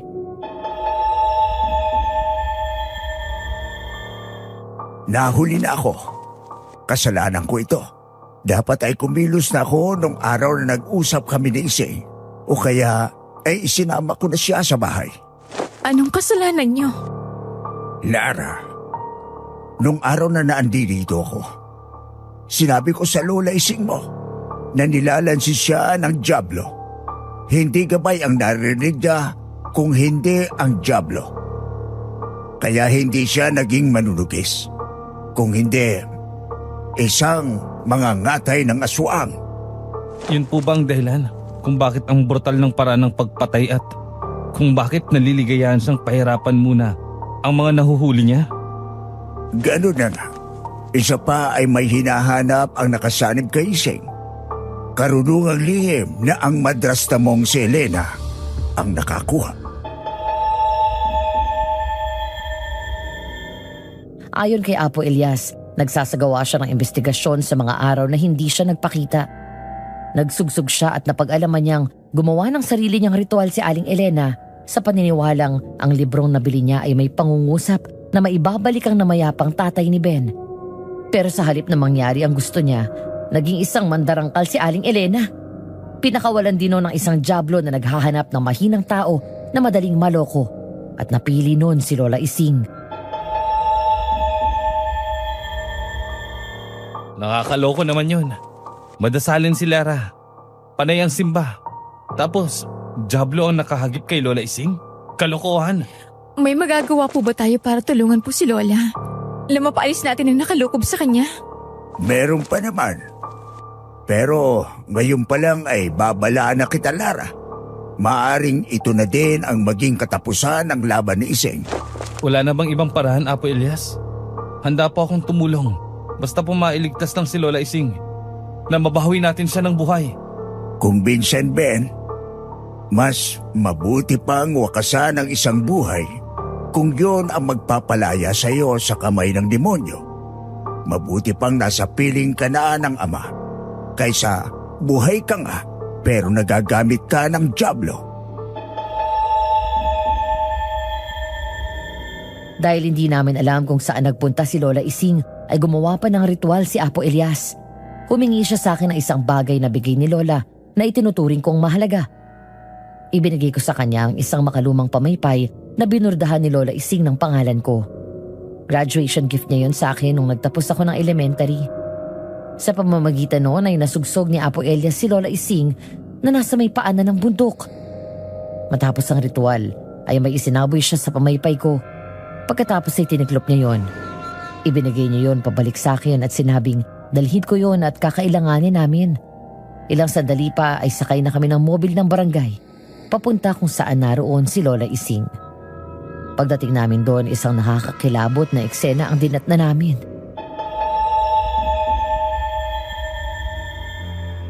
Hoy, tanda! Kahit gaano mo pa ako pahagingan niyang buntot pag ginadala mo, hindi ko ibibigay sa'yo ang hinihingi mo! Ayos lang. Hindi naman ako napapagod sa ginagawa ko. Kung hindi ka madaan sa buntot pagi, may iba pa namang paraan. Bakit parang natakot ka? Isang hamak na kampilan lang naman itong hawak-hawak ko. Bawasan lang natin ang isa, mga bias mo. Masyado kasing marami. Baliw! Huling pagkakataon. Nasaan ang libro ng lihim na karunungan? Baka nasa pet mo at nagkakape! Uunti-untiin kong pagpapahirap sa iyong buwisit ka! Hihilingin mong pinatay na lang sana kita ng madalian! Sa halip na gamitin ang kampilan ay isang maliit na punyalang inilabas ni Lola Ising mula sa bulsa niya. Ginawa niya ng maliliit na hiwa ang katawan ng mandarangkal. Kinuhanan din niya ng maliit na piraso ang laman ng bandang dibdib nun. Tapos ay isinubo niya at ginuyangoy. Nakakabingi at nakakakilabot ang hiyaw na namumutawi sa bibig ng aswang. Hindi ko na alam kung sino sa dalawa ang masama. Dahil kung ako ang tatanungin, nagmumukha ng dyablo si Lola Ising sa aking paningin. Hindi ito maganda. Kapag tuluyang napasa kamay ni Ising ang hinahanap na libro ng nakalukob sa kanya, malilintikan tayong lahat. Ano ang gagawin natin, Apo Elias? Ito ang maliit na garapon. Manipis lang ang salaming material na ginamit dito. May laman itong benditadong tubig. Gusto ko ay ibato mo ito sa mismong pagitan ng mandarangkal at ni Ising. Sige po. Huhudyatan kita. Opo, sige. Lara, dinala mo ba ang pamaypay? Opo, heto't hawak ko pa nga. Magaling. Yan ay inurasyonan ko at nilagyan ko din ang pinulbos na buto ng soya. Sa oras na maibato ni Ben ang bote, gusto kong ipaypay mo yan ng ubod lakas. Para sa naman ang soya? Gagawa po tayo ng toyo? Abay, loko ka ano, Ben? Seryoso na ang sitwasyon ay na may miloso po ka pa. Kayo naman eh.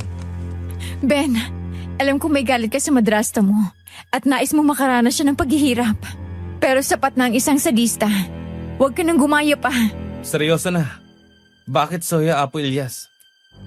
Sa usaping espiritual, may kakayanan ang soya na lumaban sa dyablo.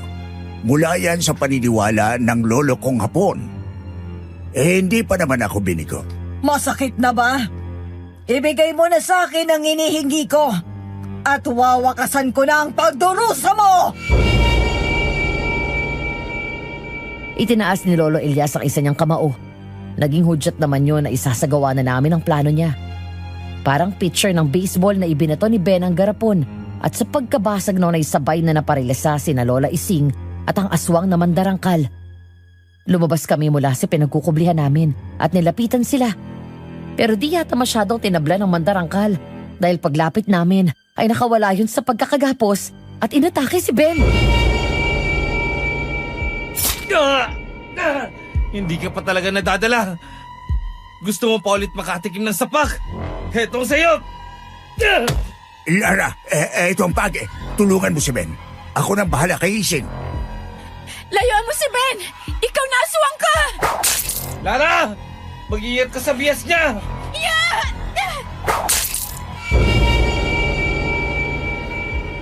Bago ko pa narinig ang sigaw ni Ben, ay nakita ko na ang paigpaw na bias ng mandarangkal.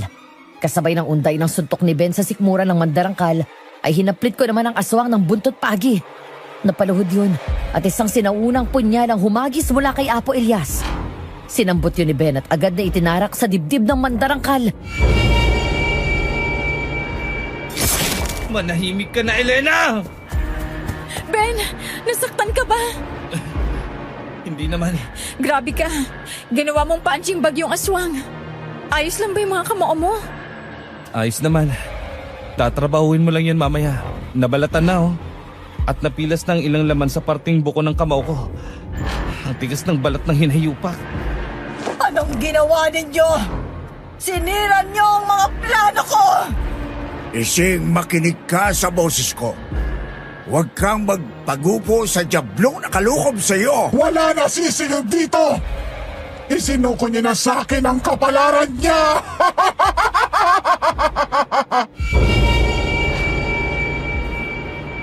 Nakakatakot. Walang ibang salita na pwedeng gamitin para ilarawan ang nararamdaman ko ng mga sandaling yon, kundi takot. Isang uri ng takot na kahalintulad ng para kang ikinulong sa madilim na lugar na walang liwanag na sumisilip. May hatid yun na kilabot na para kang itinubog sa malalim at malamig na karagatan. Pero hindi malinaw ang tubig, kundi maputik, mabaho, malagkit na parang burak.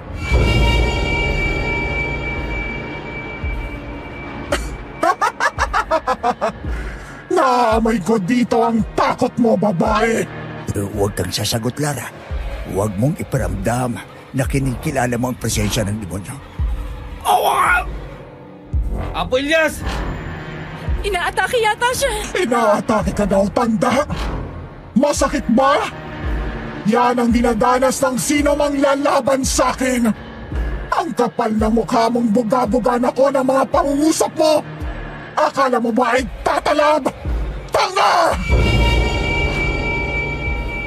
Hindi inatake sa puso si Apo Elias, pero inaatake siya ng diablo nasa katawan ni Lola Ising. Dumukot si Apo Elias ng medalyon mula sa bulsa niya at tinapal yun sa dibdib niya. Ilang sandali lang ang kinailangan at huminga na uli siya ng maayos. Pero sa pagkabigla namin ni Ben at ni Lola Ising na may sanib, mabilis pa sa 4:00 na nagsaboy ng halong itim na bigas at itim na asin si Apo Elias.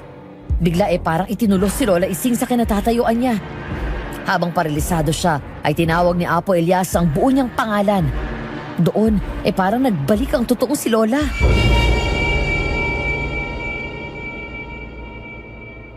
Lara, Apo, Lola Ising? pasensya ka na. Di na ako nakapagpaalam pa sa'yo. Pagod na kasi ako. Lola, bumalik ka na. Kahit ako na maging paa mo, kamay mo, mata mo, hindi kita susukuan. Hindi, Apo, tama na. Pagpahingahin mo na si Lola. Hindi ba palagi kong sinasabi sa'yo? Manalangin ka. Kung pagbigyan ay salamat. Kung hindi naman ay wag mong ikasasama ng loob. Hindi, Lola. Dito ka lang. Hindi pa ako handa na umalis ka. Partners tayo, di ba? Apo, lahat ay may katapusan. Kailangang tanggapin mo yon. Ito na ang sakin. Gusto ko nang magpahinga. Ito din ang hinihiling ko sa kanya. Hindi ko na kaya. Mamimiss kita, Lola. Hindi naman ako lalayo. Nasa tabi mo lang ako. Ben, bahala ka na sa aking si Lara. Elias, hihintayin kita. Huwag kang masyadong magtatagal. Ibibigay ko ang kapayapaang inihiling mo, Ising. Salamat sa lahat ng ginawa mo. Para sa akin, Apo. Mahal na mahal ka ni Lola. Ikaw lang. Pagkatapos noon ay lumaylay na ang ulo ni Lola Ising. Niyakap ko siya ng ubod ng higpit at bumulong ng pamamaalam at pasasalamat. Hinayaan kong umagos ang luha ko. Pero nung hihiwalay na ako, bigla na lang siya nagmulat.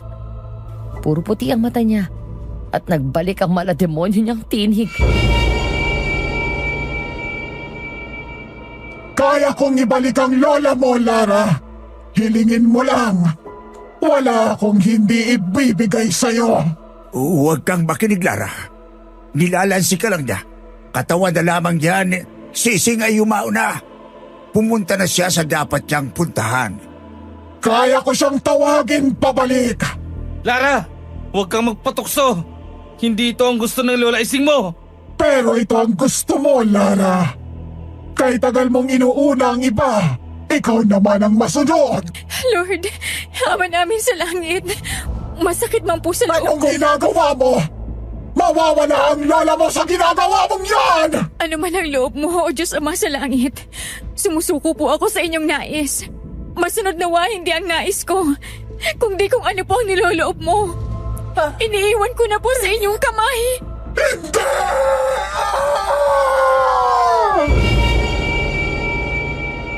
Nakakabingi ang huling sigaw ng Diablong nasa katawan ni Lola.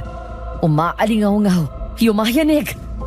Pagkatapos ng mahabang sigaw na yon, ay biglang nawala ng lakas ang katawan ni Lola. Sinambot ko yon. Sa pagkakataong yon ay lumapit na sa amin si Lolo Elias at sinabitan ng malaking rosaryo ang leeg ni Lola at pinaliguan ng tubig ang ulo niya na mula sa boteng may krus.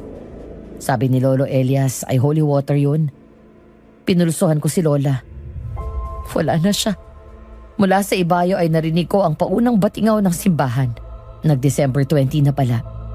Magsisimula na ang rosaryo para sa ikalimang araw ng nobena ng simbang gabi.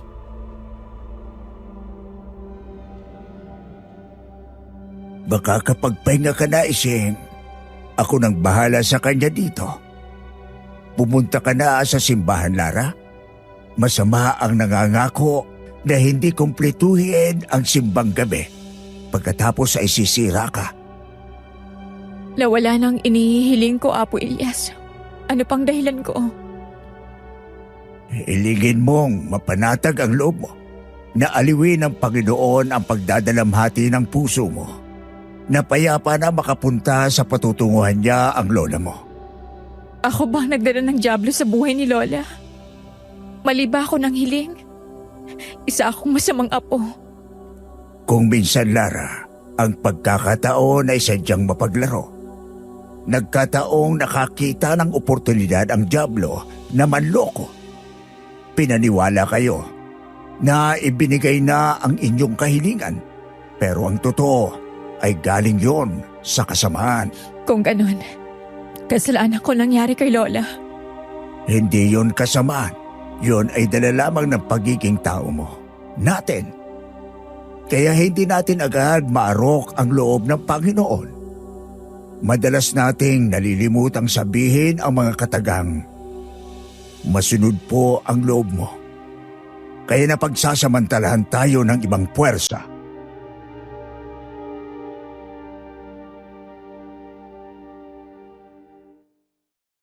Sabi ni Ninang Lara at Ninong Ben, kinumpleto nila ang natitirang mga araw ng simbang gabi na humihiling ng kapayapaan ng kaluluwa ni Lola Ising. At nang hiling na sana ay huwag nilang malimutan na kahit may hinihiling silang pansarili, ay bigyan pa rin din nila ng puwang kung anong plano ng Diyos sa kanilang buhay. Ilang araw pa at sumunod na rin si Apo Elias kay Lola Ising. Nakatulog siya sa tabi ng kabaong niya habang nagbabantay at hindi na nagising. Kaya naman sabay silang inilibing pagsapit ng December 23. Nang matapos magkwento si Ninong at Ninang sa akin, napaisip ako tungkol sa hinihiling ko sa pagsimba ko ng 9 na araw ng simbang gabi. Aminado akong may masidhi akong nais ngayong taon. Isang bagay na kailangan ng himala para naman masiguro kong maging wish granted ako. Pero yun ba talaga ang will ni Lord para sa akin? Kaya sa darating na 16, isasama ko din ang hiling na kung sakaling hindi will ni Lord ang hinihiling ko, bigyan niya ako ng nararapat sa akin, kung saan mapapabuti ako. And on that note, ito din po ang gusto kong iwang tanong sa mga taga-suporta ng Aswang Diaries at sa inyong masugid na tagahanga, Madam Venus. Anong hiling ang gusto niyong matupad ngayong Pasko? Pansarili? Para sa pamilya? Sa sangkatauhan? Hanggang dito na lamang po ang sulat ko. Maraming salamat po sa pakikinig hanggang dulo. Lubos na gumagalang, Nicole.